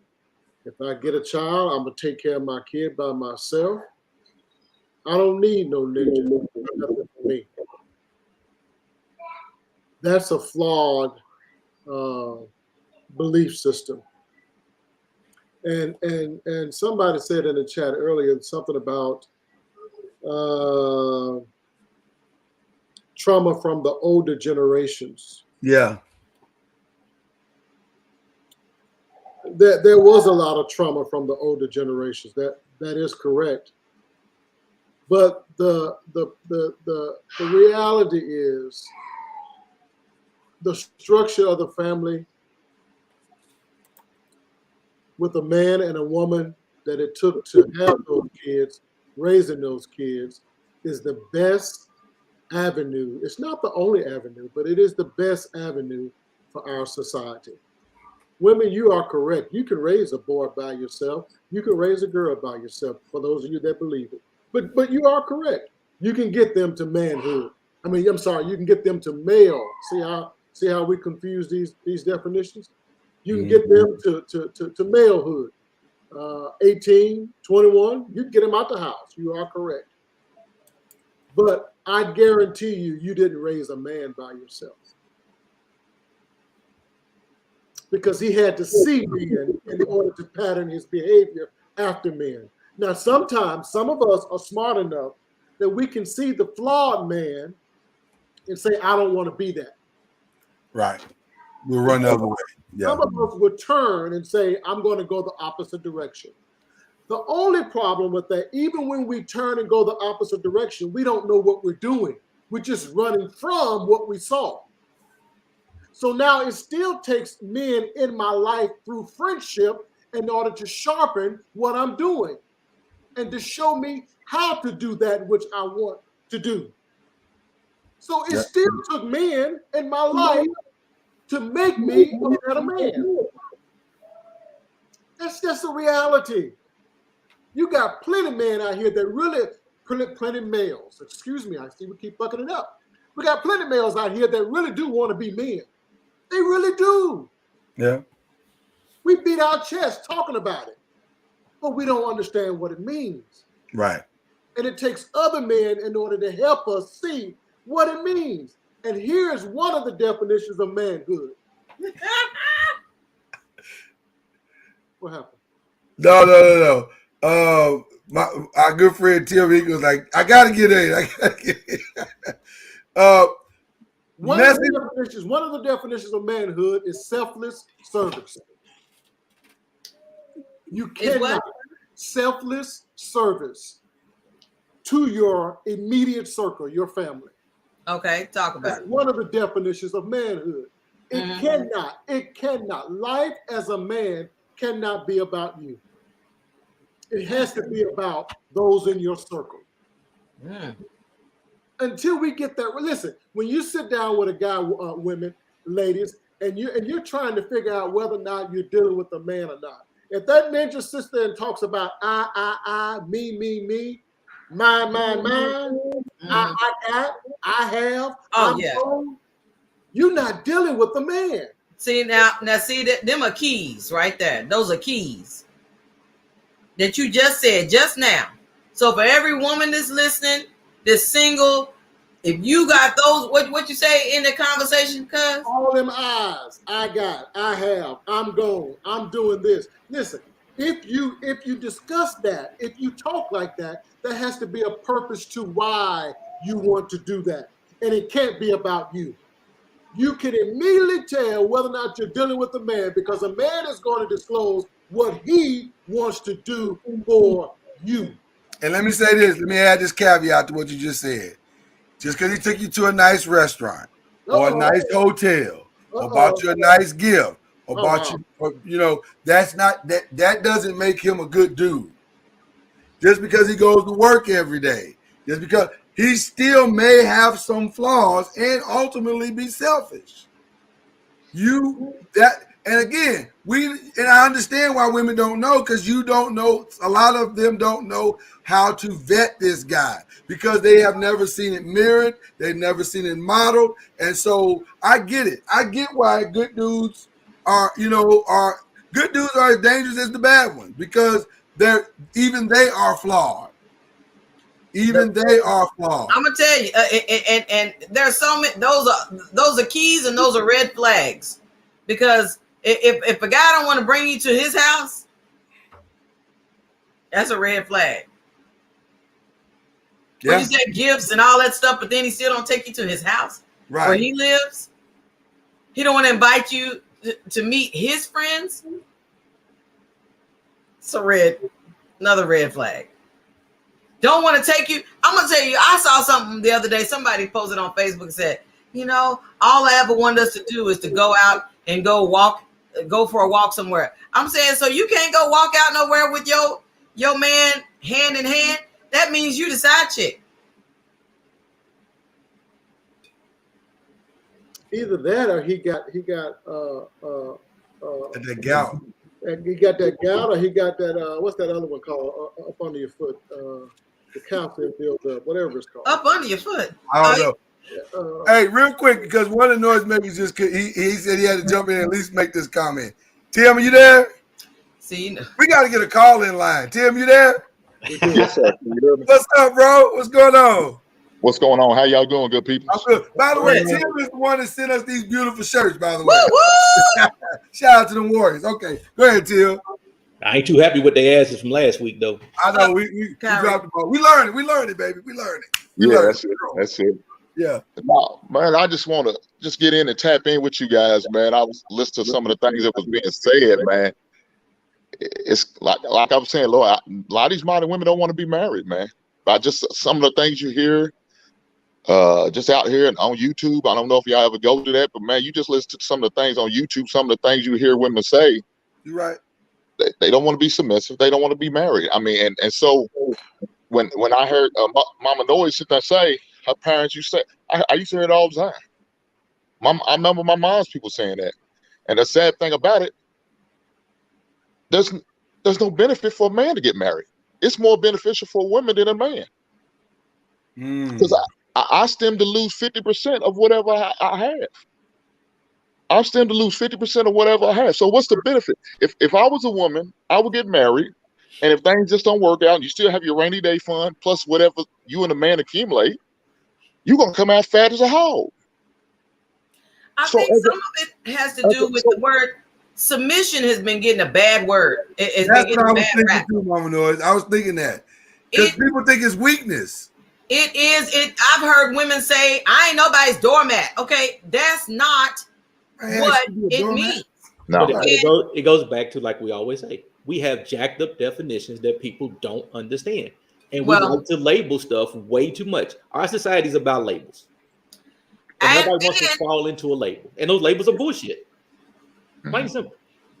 But I also believe that submission has gotten a bad rap, and then also, Tim, I believe there are a lot of modern women that do want to be led, but I think that the brothers is getting a bad rap because they like, look, bro, if you're gonna lead me to bad credit, if you're gonna lead me to broke, you're gonna lead me to all this stuff, then bro, I'm concerned that you're gonna lead me down the wrong path. I need to see some examples of success. And we haven't seen a lot of examples of success of these men on this panel. Are you? All these men on this panel, you guys. You got Tim in there, yeah. Right. Tim as well. You've been dubbed an anomaly. You've been dubbed as something that is like, you know, a rare find. But these people need to see that these guys like you guys exist. There is men out there that want to lead. There is men that say, you know what? I understand submission is not just for women, but if you read the scripture further, because people stop at the verse and don't see where it says submit to one another as unto the Lord, then you'll stop using submission as a reason to well, I ain't finna be nobody's. Okay, read the whole text. If you're gonna take it, read the whole text. Stay out of that book. Stay out of that book. Hush, Kyrie. But Mama, it goes back to what I put in the chat to Lloyd. I've never wanted a woman that I had to lead. I don't want a woman that I got to lead. I never wanted a woman that I had to lead. I want somebody to walk side by side with me through this shit, hand in hand. Forget that lead. Lead has a bad definition. Everybody misunderstands what lead means.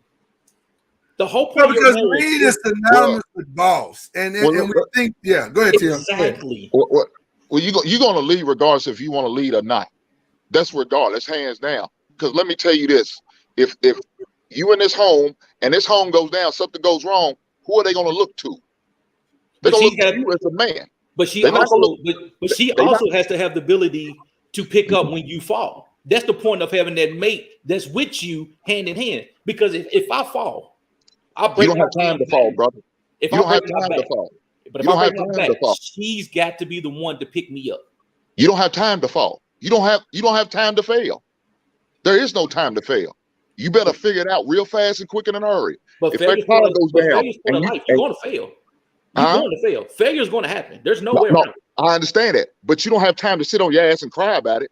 No, you get your ass up, but she's going to be there to help you get your ass up. Your wife has the right to go in there, cry, soap, talk to her friends, talk to family members. She got a time. You don't have that time, sir. You better figure it out quick, fast, in a hurry. As a man, because you're the leader, they're gonna look for you because you're gonna be the first line of fire. Man, come in your house and choose your house. You better get out there and defend your home. Because if you don't do right good, but you guess what? She's gonna take that rainy day fund and get on up out of there. But you can't have a real woman that's in your life that's not willing to ride and die with you. That's true. That's true. You can have a real woman in your house that if you fall, she can't help pick you back up. She can't help you get back to where y'all need to be. You are the man of the house, and you are the first line of defense, and I'm always gonna be first line of defense. But I can tell you right now, if we fall and I fall, my significant other, she's a ride or die. She's gonna ride, but listen to what I'm saying. She's gonna hold it down to an extent, but then she's gonna break because she's not gonna be able to carry all that load. She's not built like that. That's why the men have shoulders and they have the hips. We're built for that. Not that one. She's not going to break. She's not going to cut and run. No. But when I say break, I don't mean leave you. No, that's not what I'm talking about. I'm talking about fold. She's not because of the pressure. She's not going to fold. Then you got a great one. She's not. Then you got a great one. But listen, what I'm saying. Most times they can't handle all the pressure, and they're gonna collapse under pressure. Because it's just not in them. They're not built for that like that. I can't sustain certain things for so long. That's it's you leave me with the kids. Say my woman and wife, man, after a while, these kids gonna get on my nerves. She gone for a whole week, man. These kids get on my damn nerves. When you coming home? I know you say you be home this weekend. I need you here tomorrow. Because that's not what we built for. But let that car go down. I bet you get a hour, you're gonna figure out how to get that car fixed. But I think everybody's misinterpretation of what people are built for is totally different. Maybe it varies from person to person. Absolutely does. Because you want to marry somebody, and this goes back to that strong comment. We always women can't be. No, goddamn it, women are strong. You want somebody that's strong. I don't want a weak woman. But if I am, only you know who you got. Right, because I'm saying if I am weak in some areas, please don't. You know what I'm saying? I should be able to say I'm weak in this area, and you be like, I got you. But you got don't worry that you weak in that area. If your wife is weak, you can say you got her, but you should develop her in the areas that she's weak, just like you help develop him in the areas that he's weak. Let me say this though. You can't stay weak all your life. That's true. You can't. That's true. No, that's true. That's true. If your wife is not strong in finances, right? Mm-hmm. And you've been dealing with the finance the whole time. All of a sudden, she's got to take over. She's bad. Now she could do it, but she's not good. She doesn't balance money right.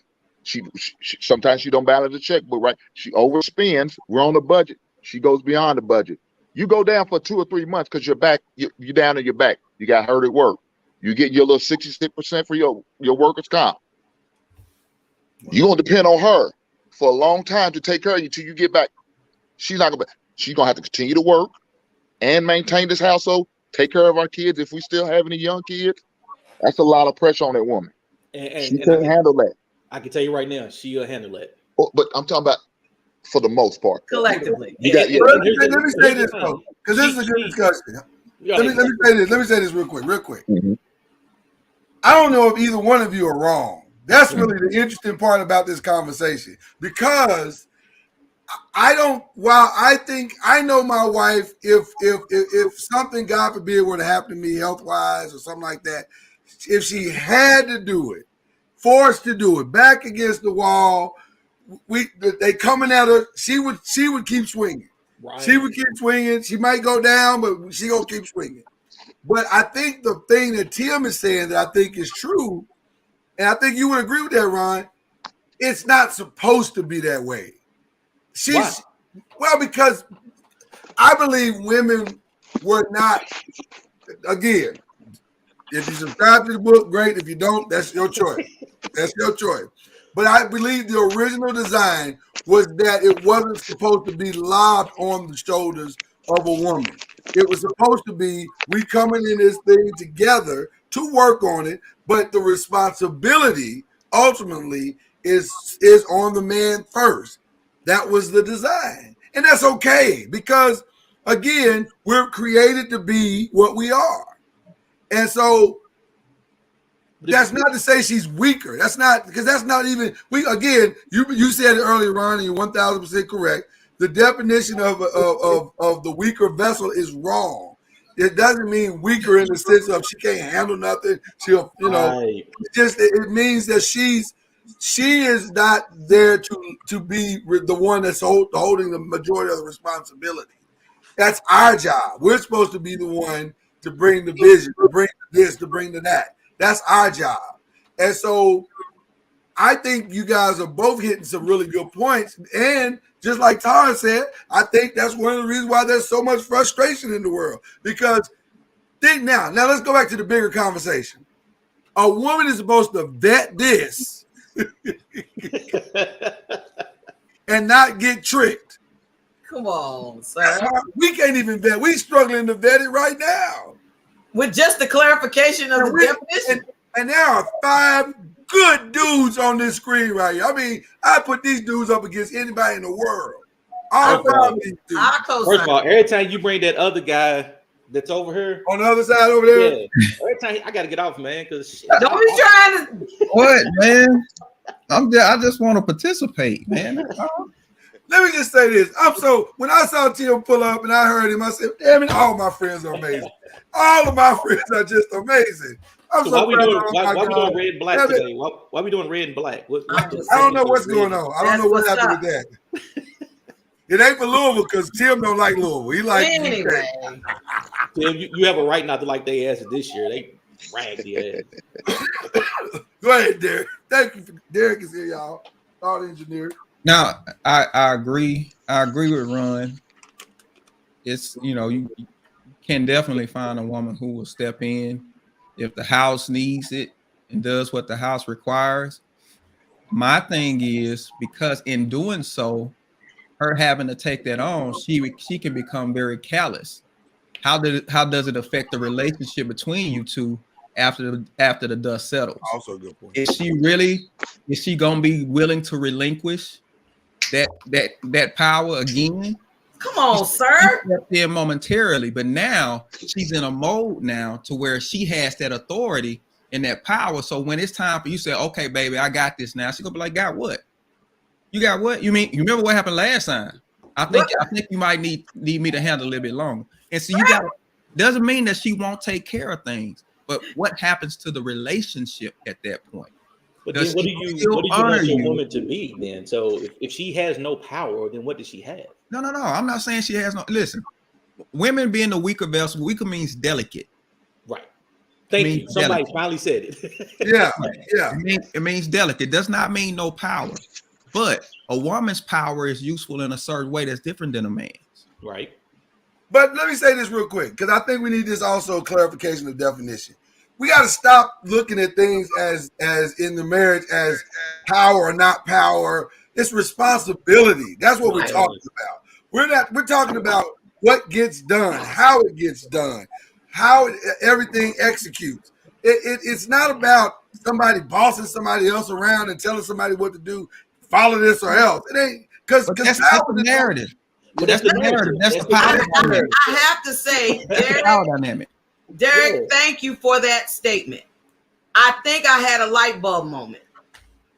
That explains my mama's hard callousness. She's had to lead. She's had to hold it down. She's had to make sure they don't come get the car. She's had to make sure they don't evict us. She's had to, all of a sudden, here come the Brown bill. What am I going to do? Because I got to figure this out. And so I believe that, as you said eloquently, after so long, you become hard-hearted. Yeah. Having to do. We're built for that callous. We're built for that. Y'all not built for that callous. Because here's the thing. I understand what this is a thing, because this is what we're experiencing in the Black community. Women have had to step up. Men were stripped of their power. Women had to step up, and they are not relinquishing that position. You got to fight them for it. You got to wrestle it out of their hands. They're not just going to open the door and say, come in, my king. No, you're going to have to do battle for that position now, because there's a callous there. The soft women that we want, they really don't exist anymore, hardly. And because number one, of the position they've had to take historically, and then two, now the power is an issue, and trust is an issue. And another thing on top, I'm sorry, go ahead, my man. One thing. Because once you as a man, if you misstep and you can't handle it, she got issues trusting you now. So when it's time, when you get it back on track, and it's time, he's like, oh, okay, baby, I got it. Nah, bro, they just gonna let you have that. And you know, the sad part is what my man is saying. They looking at like, now, do I really need you? They're questioning it. Do I need you now? You can't show no signs of weakness. Unfortunately, in 2022, you can't show no signs of weakness in front of some ladies, because now they're gonna look at you like a simp. Oh well, shit! I don't want no soft dude. Ain't what I want a man's man. But man, baby, I'm hurting. I'm down, but you're not gonna hold me down. Now, my man said he got one, and hey man, congratulations. Not all of them built like it's 2022. I got, like I said, was telling Lauren in the chat. I'm concerned about my son. He's only 16. But what's out here now? And then I got to rely on some of these people who's raising these kids, raising these daughters. I tell my son all the time. I said, man, don't give these ladies no titles. They don't deserve it. And then the funny thing, I'm raising a daughter, and I feel for the dude. I'm just telling you now, she's got a dude now, and I feel for him, because we taught her to be strong, be independent, be what you need to be, take care of what you got to take care of yourself, take care of your kids, take care of your home. That's what we've taught her. And if you're not a strong enough man to be with her, you should out of luck. If we're gonna tell you that at the jump. And the scary part about what you're saying, Ron, and to your point, Tim, you almost cannot teach them that. You can't. You have to. If you don't give them a measure of that, because of the brokenness of where we are. What are you saying though? I know, Derek. I know. You are basically saying as soon as you become a father, you don't even trust your own self. You don't trust me and yourself. So let me get her, protect her from yourself. Oh, I never protect you. No man. You no don't man in this know panel. man. No man in this panel. No man you're gonna know is gonna let their daughter go out here and deal with these dudes like they are today. So we're protecting women, even fathers protect women against men. So if women are protecting against men and men are protecting against men, these young guys and these single guys, they have no shot whatsoever. But they have no shot. But what do we teach? I'm gonna say it What do we again. teach those guys though? No, but what I'm gonna say, I'm gonna tell you what I'm teaching my son. Man, look, don't you marry a woman with a child if you don't have kids. If you currently don't have babies, don't you marry a woman with babies. If you're a single man with no kids, don't marry a woman with kids, because you don't want them issues. You don't want them issues at all. That's what I'm teaching my son. The average girl nowadays got a child, and that's sad. Well, you better tell them to hurry up and get married, because damn it, ain't gonna be nobody out there. That's what I'm saying. If you don't want no kids. What they call you, cuz? Cuz I'm right there with you. That's why I tell my son, don't give these girls no title. They don't deserve it. I say y'all can be friends. We're not in a relationship, so it doesn't matter. We're just friends. But does that take away from the man building with somebody? Because I got 3 boys. I got 3 boys. I got one's 27. Taught him the same thing. You know, gave him some of the same wisdom that I had. He's got to pick the right one. His pick a nigga meter, pick a woman meter, whatever. You know, it's a little off, but we can deal with it. But I got 2 younger ones. I got a 16. It's a little off run. How did it get off though? You know what? I've been trying to figure it out myself, man. I asked him 100 times. I can't get a straight answer for him. He's scared to tell me. I look at it like this, man. He's fine right now because he's young. He's got plenty. He got time. I let him deal with the trash as long as he protects his seed. Right. That's the only thing you be concerned about. Yeah. You protect your seed, you good. Yeah, I got a 16 and a 14. I'm working on their pick a system meter. You cover up. Yeah. I mean, you ain't got to pick a system. You enjoy life. You live. You go out there and sow your oats. That's what I'm gonna tell my son. That's what I'm telling my son now. You protect your seed. You going there with a raincoat. Don't go in there naked head. That ain't what we doing. You cover up. Noisemakers don't play. They just say it. They just say it. They be like, "This is where we are." Hell, if you can get them a vasectomy earlier, shit. But I would say do that. But look at what's happening. Look at what's happening. Because this is where we lose sight of the whole thing. The Black community is dying. Yeah. It's dying, and we're killing it slowly with these rules that we put out. We're killing the Black community. We can't stand because everybody wants to be an individual and be independent. That's not the goal. The goal is interdependence. Yeah. It's not, don't be a lazy, low down, good for nothing so you can get with somebody else who got it going on and y'all make something bigger happen. That's the whole point. See, but in the whole independent woman thing, you are basically independent in and of yourself. When women start talking about, I got degrees, I'm an entrepreneur and all this kind of stuff, you did that despite a man. You didn't do that to get a man. You did it despite him. So when you say you bring this to the table and men looking at you like, I don't need you for that, then it's like, where do we go from here? Yeah, but you can't put your daughter out without guidance. Yeah, but you also got to tell your daughter to find her husband. And we told our daughter to find you a husband. Go find somebody your husband that you can build with. I said the best place you're gonna find your husband is in college.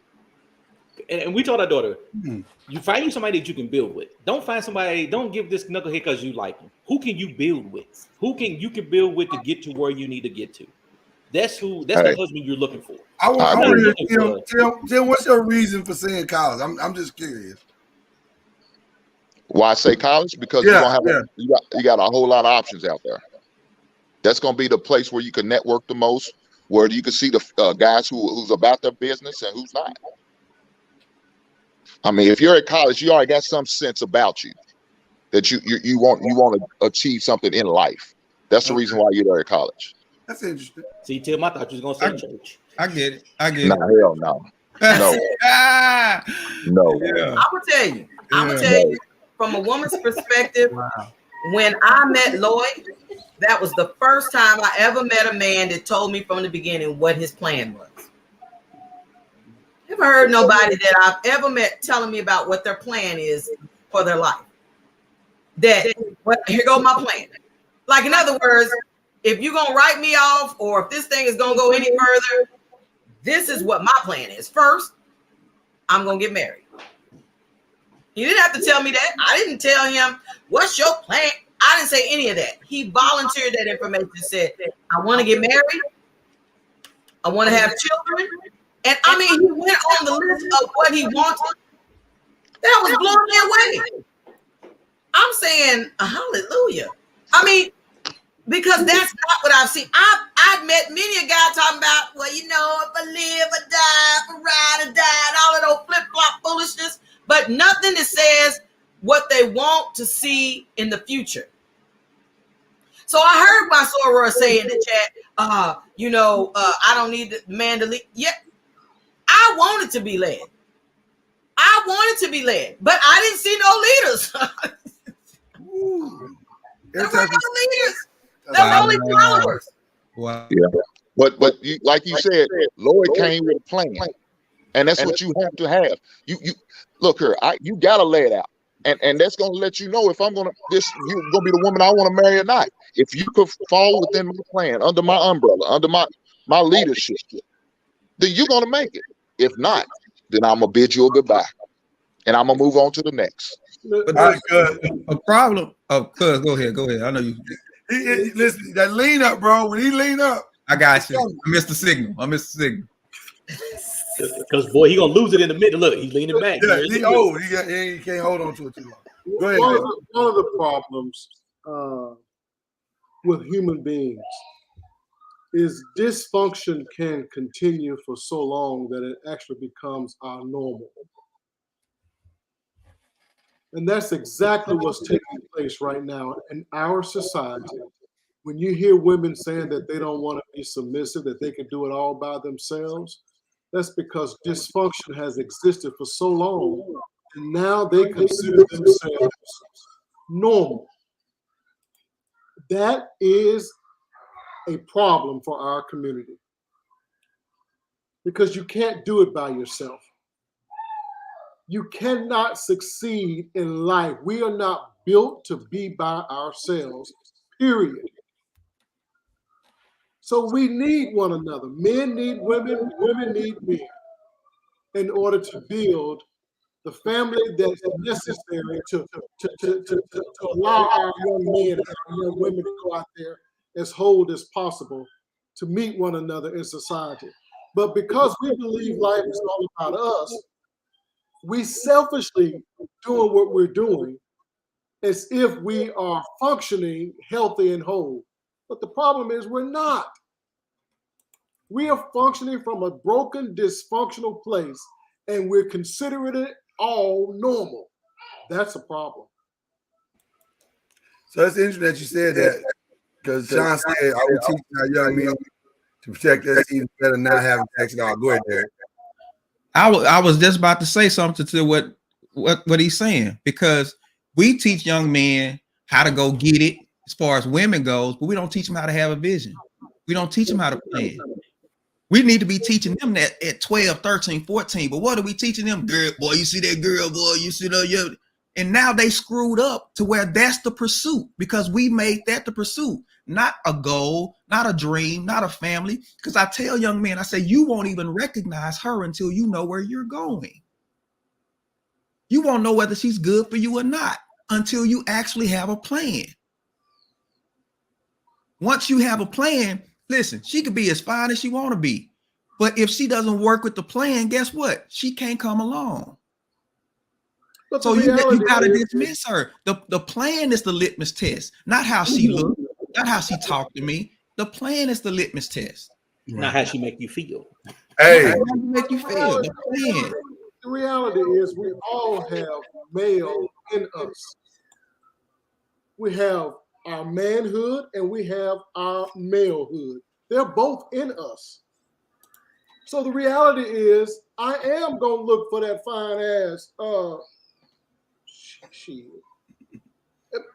I'm being honest now. We as men are very visual. We see what we see. We like what we see. What we have to do as fathers is teach them both that your malehood exists. Your manhood is what you're aiming for. You want to be a better, but you can't deny that you are a male. And that's a part of the problem in our societies. We are mixing genders and roles as if everybody's equal. That's not the truth. Yeah. I am a man. I like ass. I am a man. I like titties. Hey. As a woman telling me you like titties too. I mean, it's 2020. It's 2022, dog. Cuz it's 2022. We mixing, and we're treating it as if it's normal. Let me ask the question because I'm gonna use Tim's son, who's a phenomenal basketball player. Who has tremendous. No, I don't do that. That boy can ball. He's amazing, and I believe he's a D1 prospect. I believe he's got a future in this game. But if he don't get the good, as Ron like to say, pick a nigga meter, he could derail his whole plan.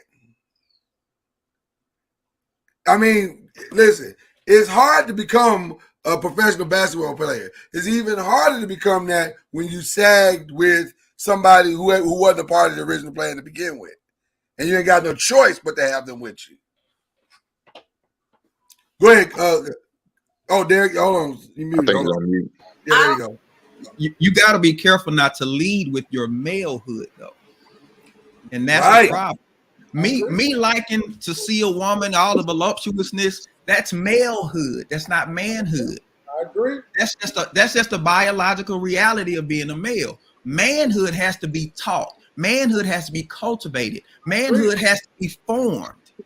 It's not something that comes automatically.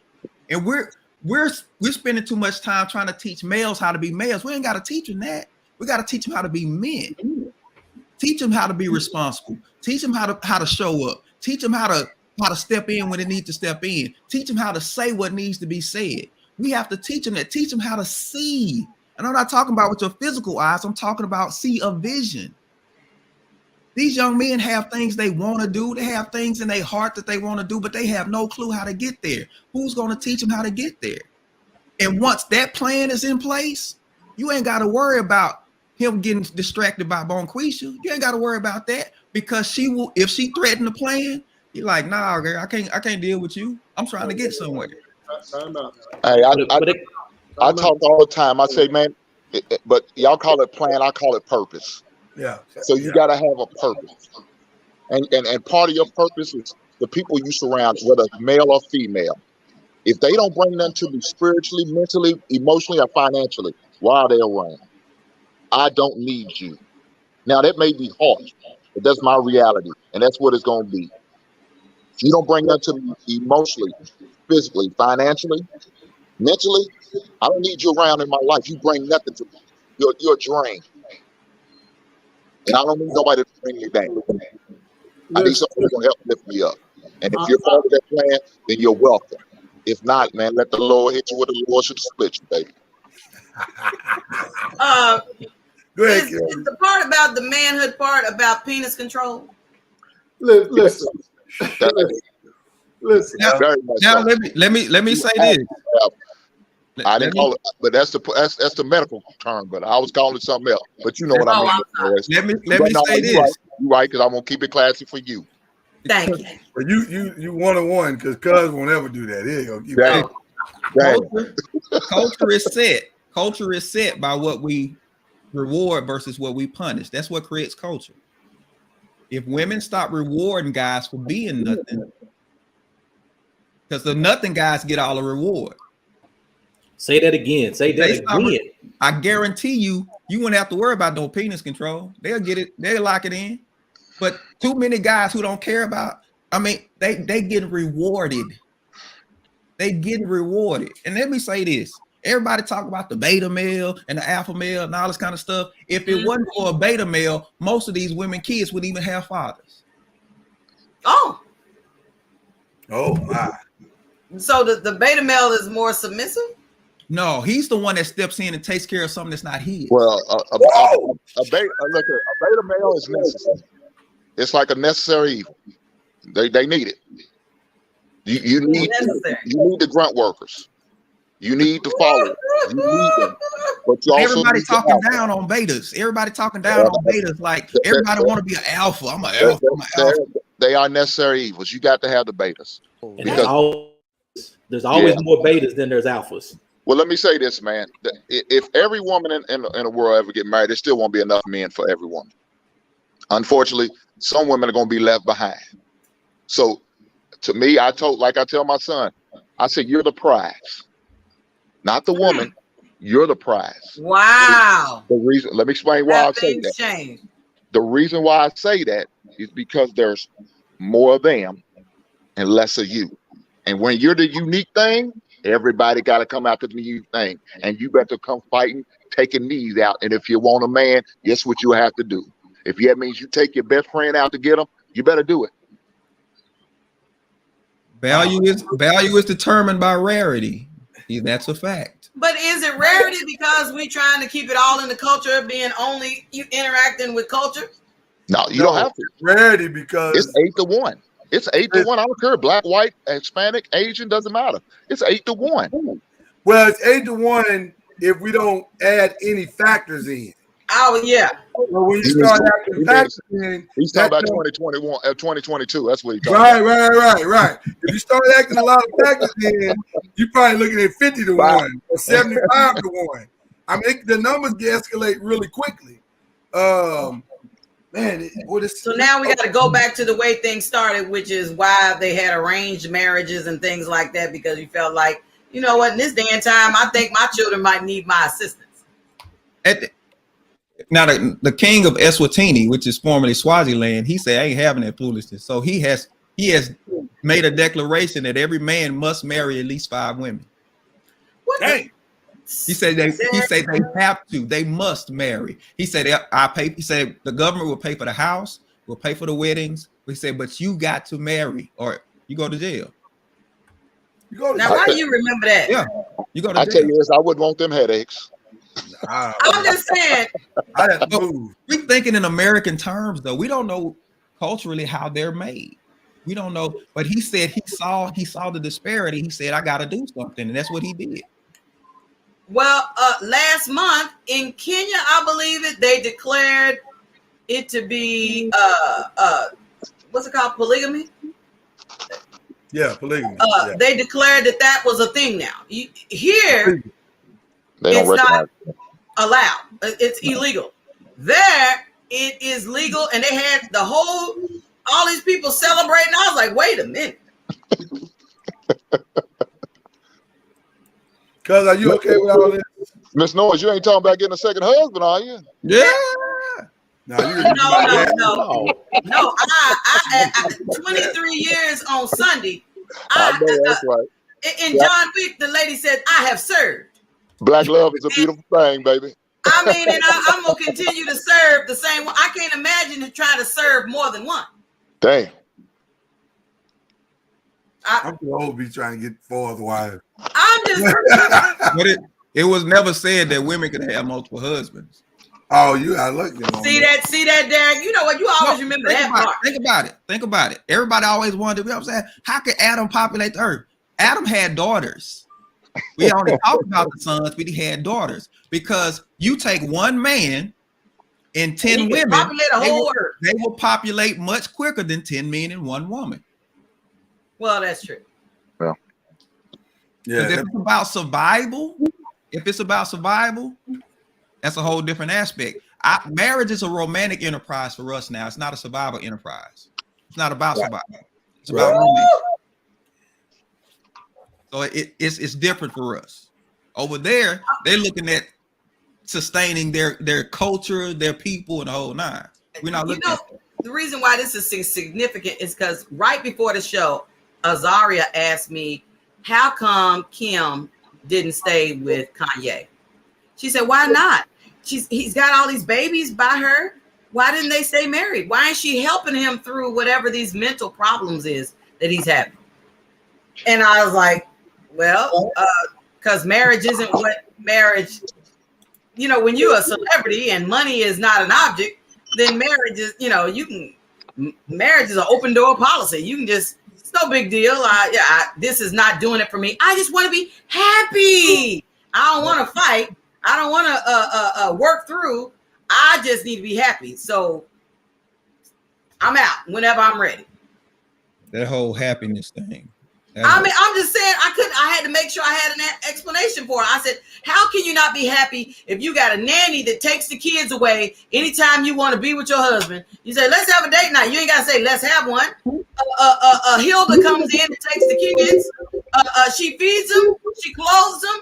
She watches them. She does everything but have given birth to them. Why can't you be happy? Yeah, but that was a bad situation from the giddy up though. Yeah, that never should have happened. I mean, they two toxic people together like that. That's a recipe for disaster to me. But to me, I told her, I said, but see, they're also having children as celebrity is like you know, doing what's popular.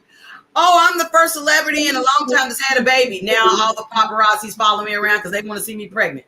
They want to see the first baby. Then it's like, oh, I got to have another one. But then everybody started having babies. Then it's not just her, but it's this girl, it's that girl. It's become popular now. And then it's like they said over the pandemic, for people went and start buying a bunch of dogs. But then they start returning them all back because they really didn't want the dogs. They just had them, like, in other words, to keep them company during the pandemic. But the more that we've been letting go all this stuff, they're like, okay, we're going to bring them back. They said, wait a minute. Stop coming and getting these dogs to turn around and return them back when you didn't understand the commitment when you got them in the first place. But you know, Mrs. Noise, ain't that most women, they like the ideal of marriage, but don't really want to do the work? You just said something, sir. I agree with that. I agree with what we've told them is all about the big grandiose princess fairy tale wedding. But what Lloyd and I, when we have taught, help people with premarital counseling, is to help them to understand, do you understand the real?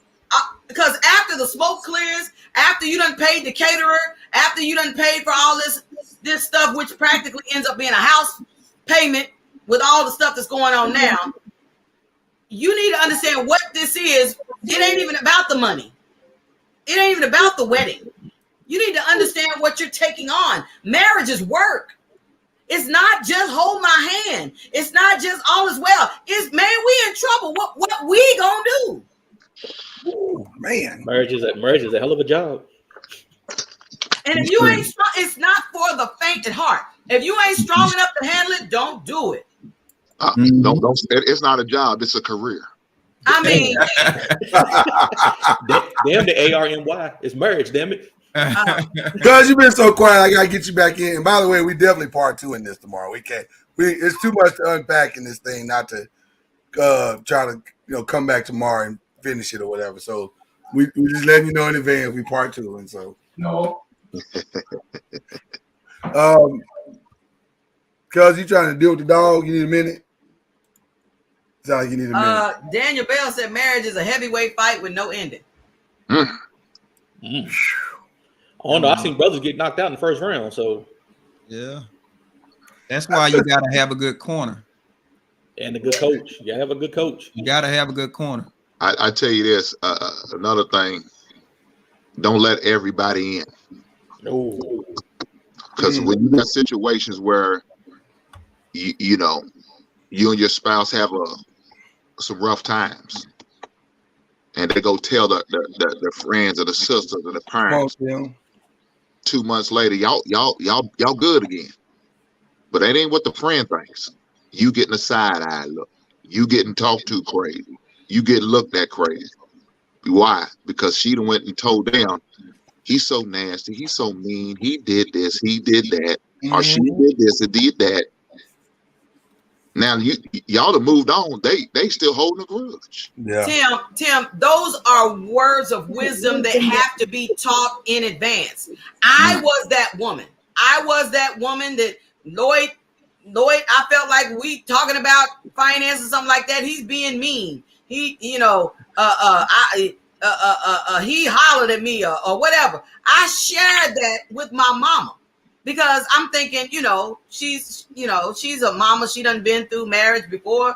Maybe I can share the information. I didn't understand the assignment is that he trusts me that the things that happen in our marriage, as long as he ain't beating me up physically, that we are supposed to work those things out together. I'm not supposed to bring in the family members, because one of the main things that I discovered that family don't forget. Family will bring that up in a New York minute. Oh, now y'all cool. Other week you was crying, talking about he was hollering at you or whatever. You like, okay, we forgave each other. We've moved on. Nope. Family will keep bringing that up at every opportunity. Friends will bring it up at every opportunity. And you like, man, how did I get in this situation? You gave them too much information. You should have worked it out in your own home, in your own marriage. Don't be bringing in no extras. And then I got a clown family. You know what I'm saying? Yeah, and I say this: if you have to bring somebody, let it be a professional therapist. Let that be the only other voice you have in there to intervene, because that's his job. A professional therapist. You don't have to worry about that. It's coming up at the family reunion or the local Sunday dinners. I'm like Chad now, man. The doors of the church are open if there be one. Lord, you probably need to drop your cash out, baby. Tell them it's Friday today. Goodness gracious. Tell them to touch the plate. Yeah, touch the plate. We've had the amazing discussion here today, and I want to thank you guys. One thing I do want to say, because we still got more to unpack on this video. Yeah, we only got how far of it when we just showed a couple. Just a little bit. We just got a little bit in there. But I knew, listen, I knew when we saw the video, there was no way we were going to be able to unpack all of this in just maybe one show, because his brother says a lot. I mean, he packs a lot into that little bitty space. He says a lot, but he don't say shit. Right. I just want women to walk away, though. I do want women to walk away with this. I do understand why you have the frustration that you have. I do get it. And I think we all the men on this panel and Mama Noise, we all get it. But what we are saying is that men we know we got to do better. I think men know hopefully we know we got to do better. Maybe we don't know. I don't know. But I think we know we got to do better than this. And it's definitely not all your fault. But I do like the analogy in this regard.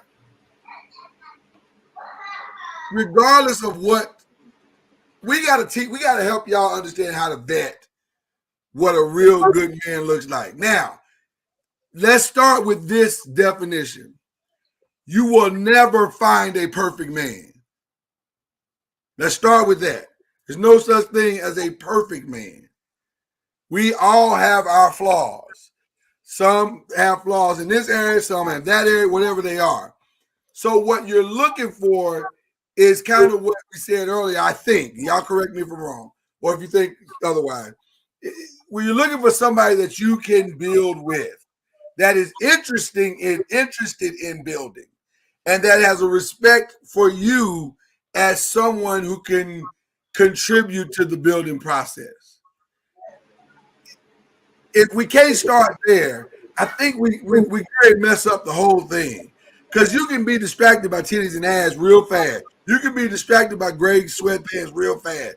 And if you see all that, and you go, man, I don't know, I'll forget the building. I just want the gray sweatpants. Okay, well, then you're in trouble. Because you might get this gray sweatpants, and you might enjoy when he got the gray sweatpants. But if the ninja ain't got no plan, you might be sweatpants can't pay a bill. Right, he'll not pay a bill. Can I ask a question real quick? Absolutely. Why is there so much interest in helping women get it right Where's that interest with men? Right. We made women these sacred objects in our community that are beyond reproach. They are beyond and all this. I'm like, nah, we gotta fix it on both sides. Y'all not exempt from the work. And as a matter of fact, it's the position that you're taking that's making it harder for you to even get the correction you need. Well, you know, but you know what? You know what it is? We pedestalize these ladies. And that's what it is. But then that's why I say, I tell my son, you are the prize. That woman's not the prize, you are. Stop pedestalizing these ladies. You do what you need to do. You know what the good woman is. You know what your mother is. Use her as an example. Let that be your example. And if she has some of the traits, then there's a chance with her. If she doesn't, then move on. And I don't disagree with what you guys are saying.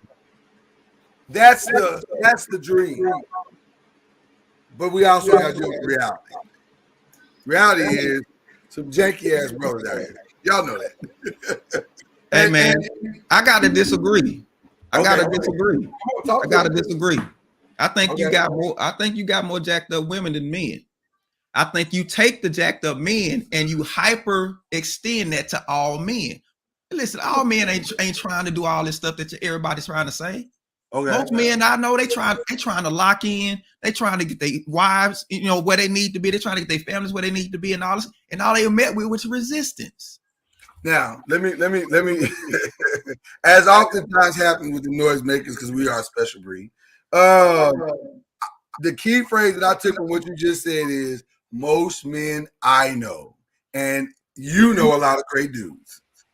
And that is very true. And in the most men I know. Right. The 5 guys in these boxes, we don't run around with trash dudes. So it's hard for us to see that. But these women have a legitimate gripe. They have legitimate gripe, but the men have just as legitimate gripe as the women. There are far more men out here that are trying to do the right thing that we give credit for because of the shit that we see on TV and all the stuff that we see negatively that gets pushed. Nothing positive about a black man gets pushed unless he's playing sports. If that nigga if that guy ain't a basketball player, football player, baseball player, or boxer, you don't hear shit about him.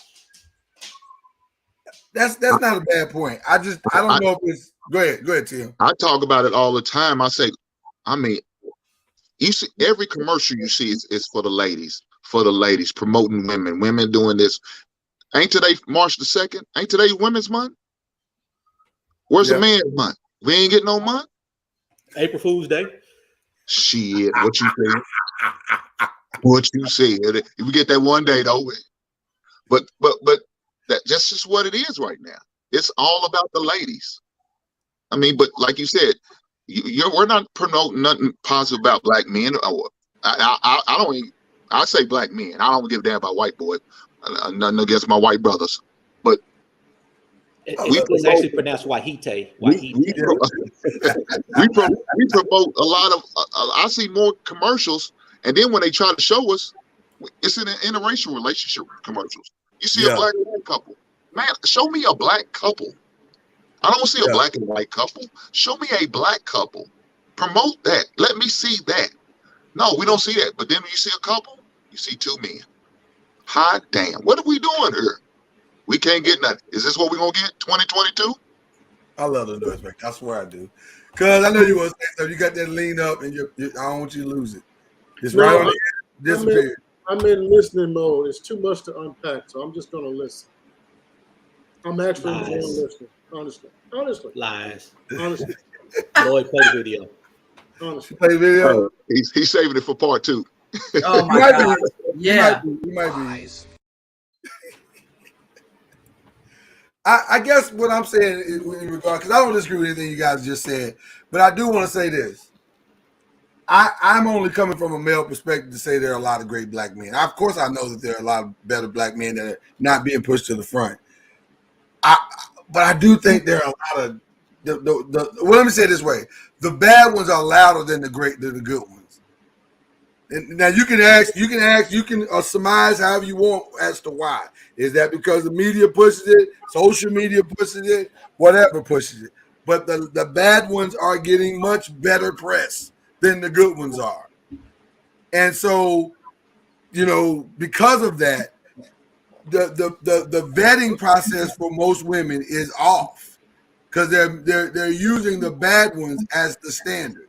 Right. And they're saying, he looks like this, and he looks like this, and he looks like that. But if you don't have 5 out of those 9 traits, he must be a good dude. Well, no, there's some guys that don't have none of them bad traits. Now he ain't got a 6-pack either. So they don't want the good dudes. That's not who they want.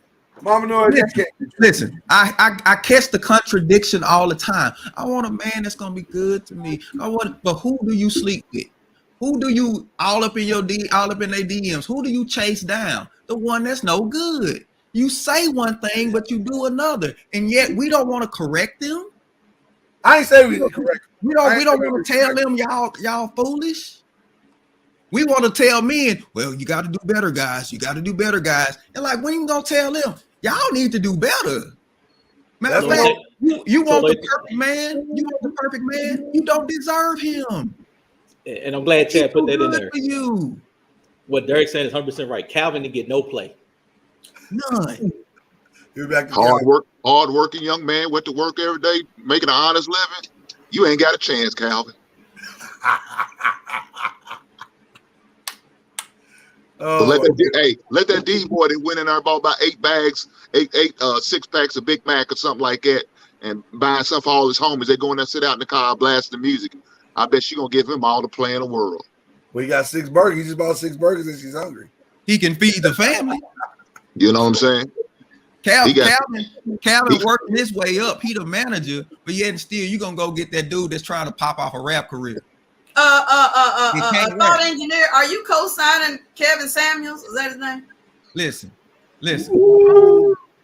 One thing we gotta stop. The sacredness that we hold towards women is hurting them because we won't be honest with them. It's the same thing as white privilege is doing to this country. It's killing us. Yeah. When people are above correction and beyond that, they diminish. Correction and accountability is necessary. And if you won't hold people accountable to the decisions they make, to the choices they make, they will never get better. I don't think that's what I'm saying. I am saying the accountability has to come in the form of understanding. And I can't hold you accountable to information you never had. How understanding are we with men, though? We get dogged out. And we come to women, well, let me talk to you for a minute. Can I just have a minute of your time and just talk to you? Ain't nobody coming at women like they come at men. Hey, society holds us accountable. Do you want to come in? Do you want to? Okay, well, let me say this. How can I rephrase? Hey, but Lord, sometimes you got to give your daughters tough love, right? Oh, absolutely, no question about it. Absolutely. Derek hadn't seen the video. Derek, did you see the video that we was talking about this? Yeah, he got it. I saw it before he sent it to me. Did you? Okay. Yeah, me too. I posted it myself. We've never started the show in dead silence. It was dead silence where. And why was it silent? Why was it silent? It was because it was such a gumbo of things he was saying all at one time, trying to put it all toward one direction. You said, wait a minute, but you said you use the house over here. You use calling women bees. That's the way you communicate with them. They this, they that. The black women, she ain't. I'm sitting there going, okay, first of all, who was that who put in the chat a couple of days ago talking about who hurt you? Who hurt you to the point where even if you were trying to tell us something that we could learn from, can we receive it from that? That's the same way Kevin Samuels be trying to. I'm not saying that Kevin Samuels don't have some points, but some of his points, I get it, tough love. I get it. Some of his stuff is facts, but I mean, really, you got to run them down first. That's how you gonna get them to understand. That's how you gonna teach the message. We've been saying it nice for years, and y'all didn't get it. We've been saying for years and you still ain't got it. Listen, most men, even including husbands, we pull up a lot more than y'all realize. We hold back, we pull up, and we cater everything and package it all nice to give to you because we know, number one, the retribution. Because you ain't gonna hear what we say. You looking for, so that's how we do it. That's what, and you coming back. You're not listening to it. But men hold back a lot because we want to protect you. We want you to be okay, and we hold back a lot. And sometimes it doesn't work. Lord, don't say nothing. Just be quiet. Stay safe, brother. Stay safe. No, she know I'll be on that. I'm saying, because see, when you come across like do that, go sleep at night. He might you know I'll be on back. You know I'll be on back. We good. You when you come across like that, you're right. We don't hear it like that. If your whole life, if you've been taught the way you've been taught, nobody's come across aggressive like that your whole child rearing. Now you an adult and you in a relationship, and the man is saying, "Well, you need it." What? Wait a minute, because you ain't been talked to that way. So now you saying, "Pull up, son.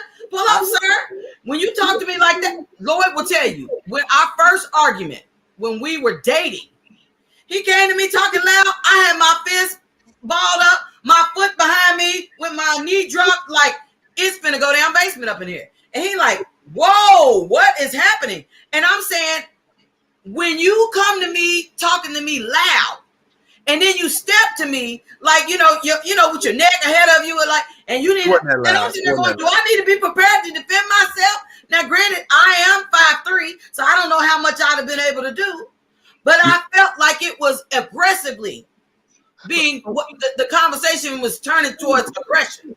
You sound like you at least got one off. So why do women got one off? At least one.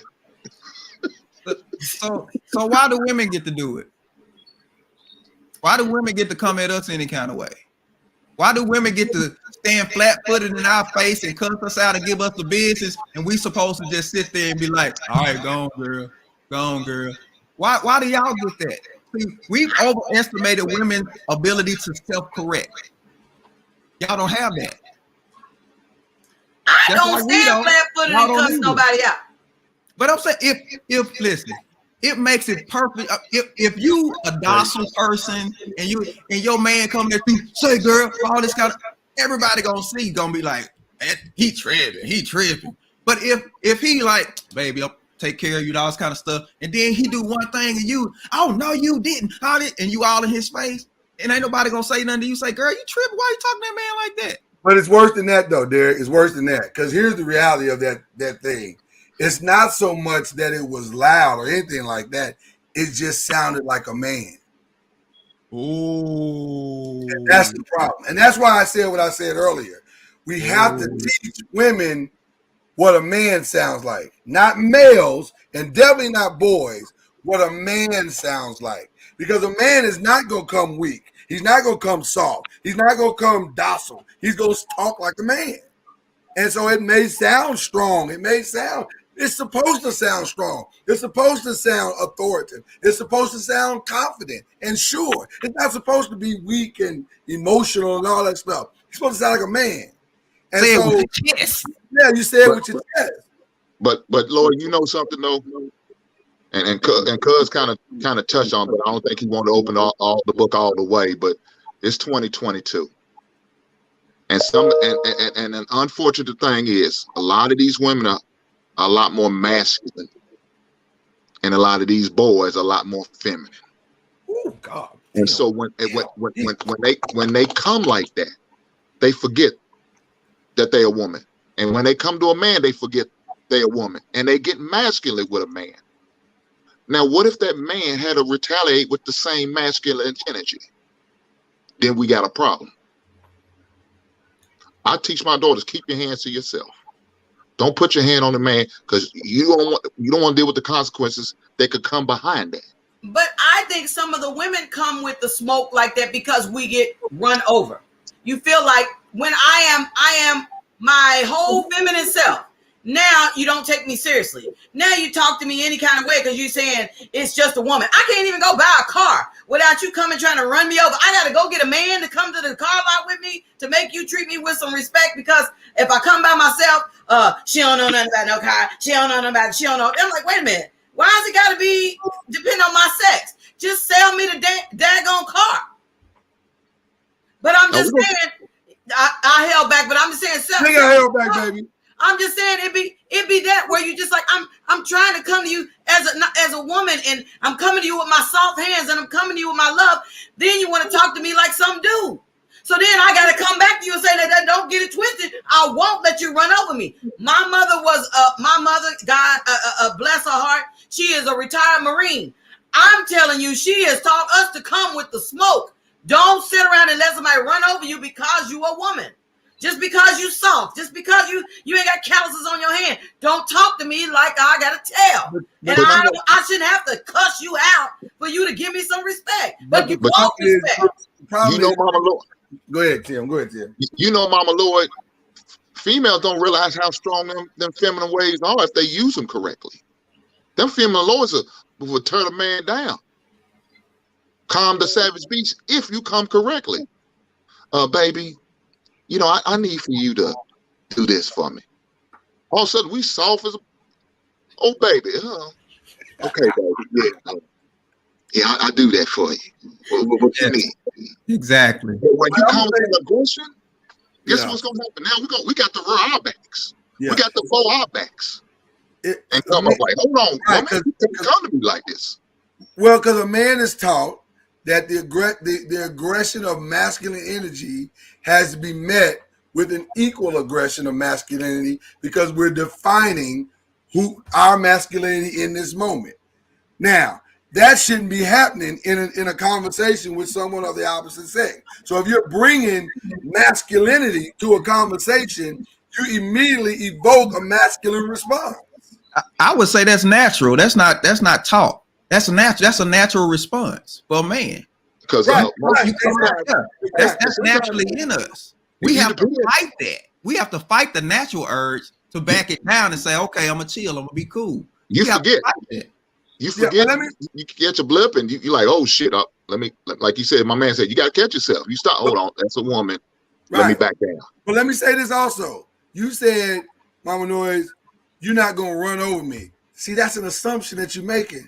I didn't come to this conversation to run over you. I came to this conversation for understanding, so that you would understand me, I'll understand you, so we can move forward. But my interpretation is when you start getting loud and you start walking towards me, you're already 6'4", intimidating man. So I'm sitting there saying, hold up, check, you loud, check, his demeanor, check, and he's stepping over me trying to have a conversation. I'm sitting there going, this sounds like it's ready to come to violence. But again, it ain't loud, it's strength. And you're saying it's loud. You're hearing loud. That's right. But that's the problem. And again, that's why I was saying earlier when I said men or women don't, if you're not raised with a man in your house, and you don't know what male strength looks like. That is a concern as well. See, Jasmine, Shanta, Tim's daughters, my daughters, they have an advantage over every girl out there because they have been raised with male strength.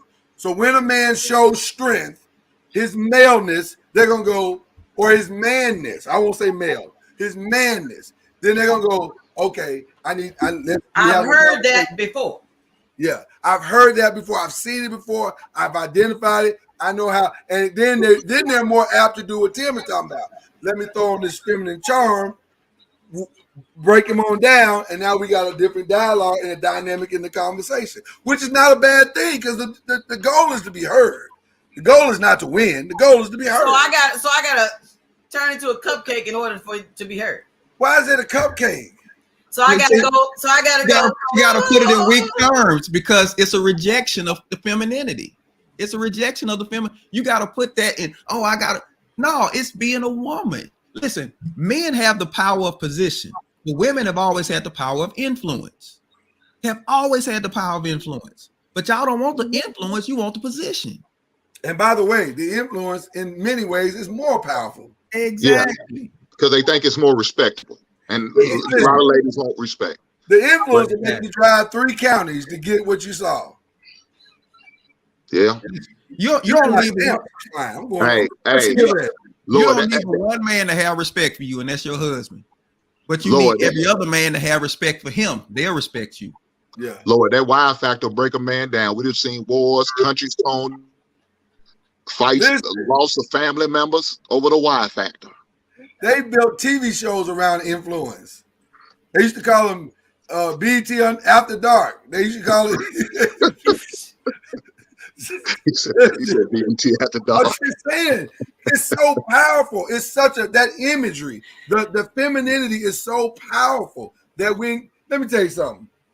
You walk into a conversation with me, what you wearing right now, and we're gonna have a conversation. You walk in with some of the other stuff I've seen you wear or not wearing, we ain't gonna have no conversation. What do you want? You can have that too. And then some. You've already won just because you walked in the right way. But see, I think it comes from, again, we go back to what we talked about earlier. It comes from you.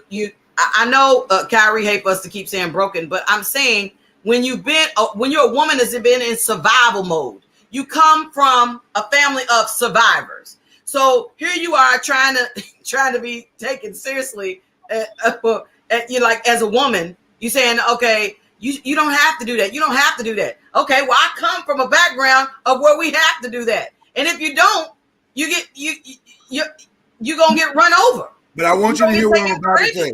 I want you to hear what I'm about to say, and y'all correct me if y'all think I'm wrong. And I'm gonna use specific language when I say it. If a man chose you, he already takes you seriously. If a man chose you, he already takes you seriously. So you're fighting for a position that you already have. Well, I think that if that's the case, then at some point we have to realize, like when you said, you have to realize you've already won. But it's not like, okay, now I'm in a position where I don't have to do that. It's like I've been accustomed to doing that. So now when I meet the one that I keep saying one day, now your one day is here. And I don't even know how to, that's why I said you practically have to unlearn. Because all the stuff that you've been taught, you don't even need that here. Which is why I said at the beginning, and Derek, I'm jumping in on this. We have to teach women how to vet this thing properly because they don't know. They're like you, Mama Noise is a perfect example of what we've been talking about. She don't know, so she's just out here trying to figure it out. Yeah, you got to be careful the lessons you teach out of your pain and your brokenness. You got to be careful about that. Because you can perpetuate an attitude that doesn't need to stay in place. You said your mama obviously went through some things, but as a result, she taught you. Her desire to protect you made her teach you, but what she taught you, was it really conducive to you actually being in a marriage or relationship and having a healthy marriage and relationship though? You had to unlearn some things in order for that to. We got to stop teaching lessons out of our brokenness. Let's try to heal first before we start the teaching. You know something, man? I encourage every black person's been through trauma. So every black should go to get therapy. You know, I know back in the day, there was a time when people say, what's wrong with you, crazy? Man, no, some people just need therapy, man. For just general maintenance or just some because they going through some stuff. Tim, let me tell you how powerful what you just said is. I'm going to make a true confession right here today. So I was one of the ones that watched the whole Kanye West documentary just put on Netflix. And shout out to the two brothers that put it together. Brilliant documentary. 20 years worth of footage on Kanye. I have to apologize. I get it now. I get it. That dude ain't crazy. He's just going through a human experience like all of us. He's trying to figure out pain and trauma and disappointment and bitterness and hurt, and he don't have anybody to go to. And here's where it gets bad. The more successful you get, the less voices that can speak in your ear. Oh yeah. And the one voice he had that could really truly penetrate all of the BS was gone. His mom. Well, it's not the less voices you have; it's the less voices you allow to hear that you want to hear. But it's hard to hear voices that on your payroll. Facts. Because they may tell you the truth, they may not. But that's where you got to go outside and find those voices that you get. Not all your friends are your voice. But Ron, here's the problem with that. Some of the voices outside of you want you to help them get where you are. So they may not tell you the truth. I'm telling you. So then why would you think a therapist would tell you the truth? Same situation. No, that's different. Because it's really not. No, it's different. I think it's different, Ron, because a therapist is not there to gain from you. A therapist. You assuming he's not there to gain from you. I could put Kanye West as one of my patients out there. I got more people coming. There's more money for myself. Yeah, but that's a therapist isn't there to tell you the truth. A therapist is there to help you find it. Yeah, that's right. Exactly. The therapist also would tell you what they want you to hear and what they think is what they have to correct. Nothing to get not a good one. Not a good one. A good one is not going to do that. But again, you got to weed out it's trying to help you see things that you couldn't see because of where your mind is fixed. But you just said it. You got to weed out to find the good ones. Yeah, good therapists, good counselors don't give you answers. And that's why Dave Chappelle flew in. So you still got the same problem. You still Dave Chappelle flew in to his compound. Dave Chappelle flew into his compound to talk to him. And see, that's money with money. Now, granted, he's not on billionaire status or whatever, but I believe he received from Dave Chappelle because he wasn't just, he's not coming there for himself. He didn't let nobody know he was coming. Some of these celebrities be like, hey, TMZ, I'm flying into the airport on so-and-so a time. Just act like you didn't know, act like you ran into me because they letting you all know. He don't need Kanye. He don't. That's the number one factor. He don't need Kanye. Right. That's from Kanye. Exactly. But it reminded me of something Cuz said, and Cuz I am going to publicly repent. This is where I was actually going. Because you said we gotta stop labeling people as crazy. And you said that, and I was like, well, some people are crazy. But maybe that reality check that you gave us that day is one that we desperately need in the Black community. We gotta stop going straight to crazy. I'm not saying there ain't some people out there crazy. I'm saying running right to it when we see something we don't understand. Because admittedly, we don't understand Kanye. We don't get it. But when you see somebody help you understand, then you can say, okay, that's not crazy. That's these other things. So then we can back off and give people the patience that they deserve. Yeah. I've learned to reserve judgment. I'm learned that. Yeah. Whew, what a great conversation. A lie's about to come. Oh, that's it, Ron. That's it. Well, he said he knows his pastor. He paused too long, man. He paused too long. You know your pastor now. You know your pastor there. And we do have to wrap this up. Oh, man, we got so much. We're going to come back again and pick this up tomorrow because it's just too much to unpack. You gentlemen are welcome to come back. They love you out in the chat. Part 2, man, are Black women irresponsible? I don't. Where you get that picture from, man? Listen, production be on it, bro. Let me just tell you. Production ain't no joke. There ain't no joke here. We be on. Remember the 5-inch tonight? We got a lot to unpack in a lot of conversations there. We got Bleeding the ACC tomorrow. We got Black Friday on Black Friday, always on Black Friday. And then we got a full jam-packed day on Saturday, culminating with the birth anniversary. Yeah, man. We got the birth anniversary going down this weekend.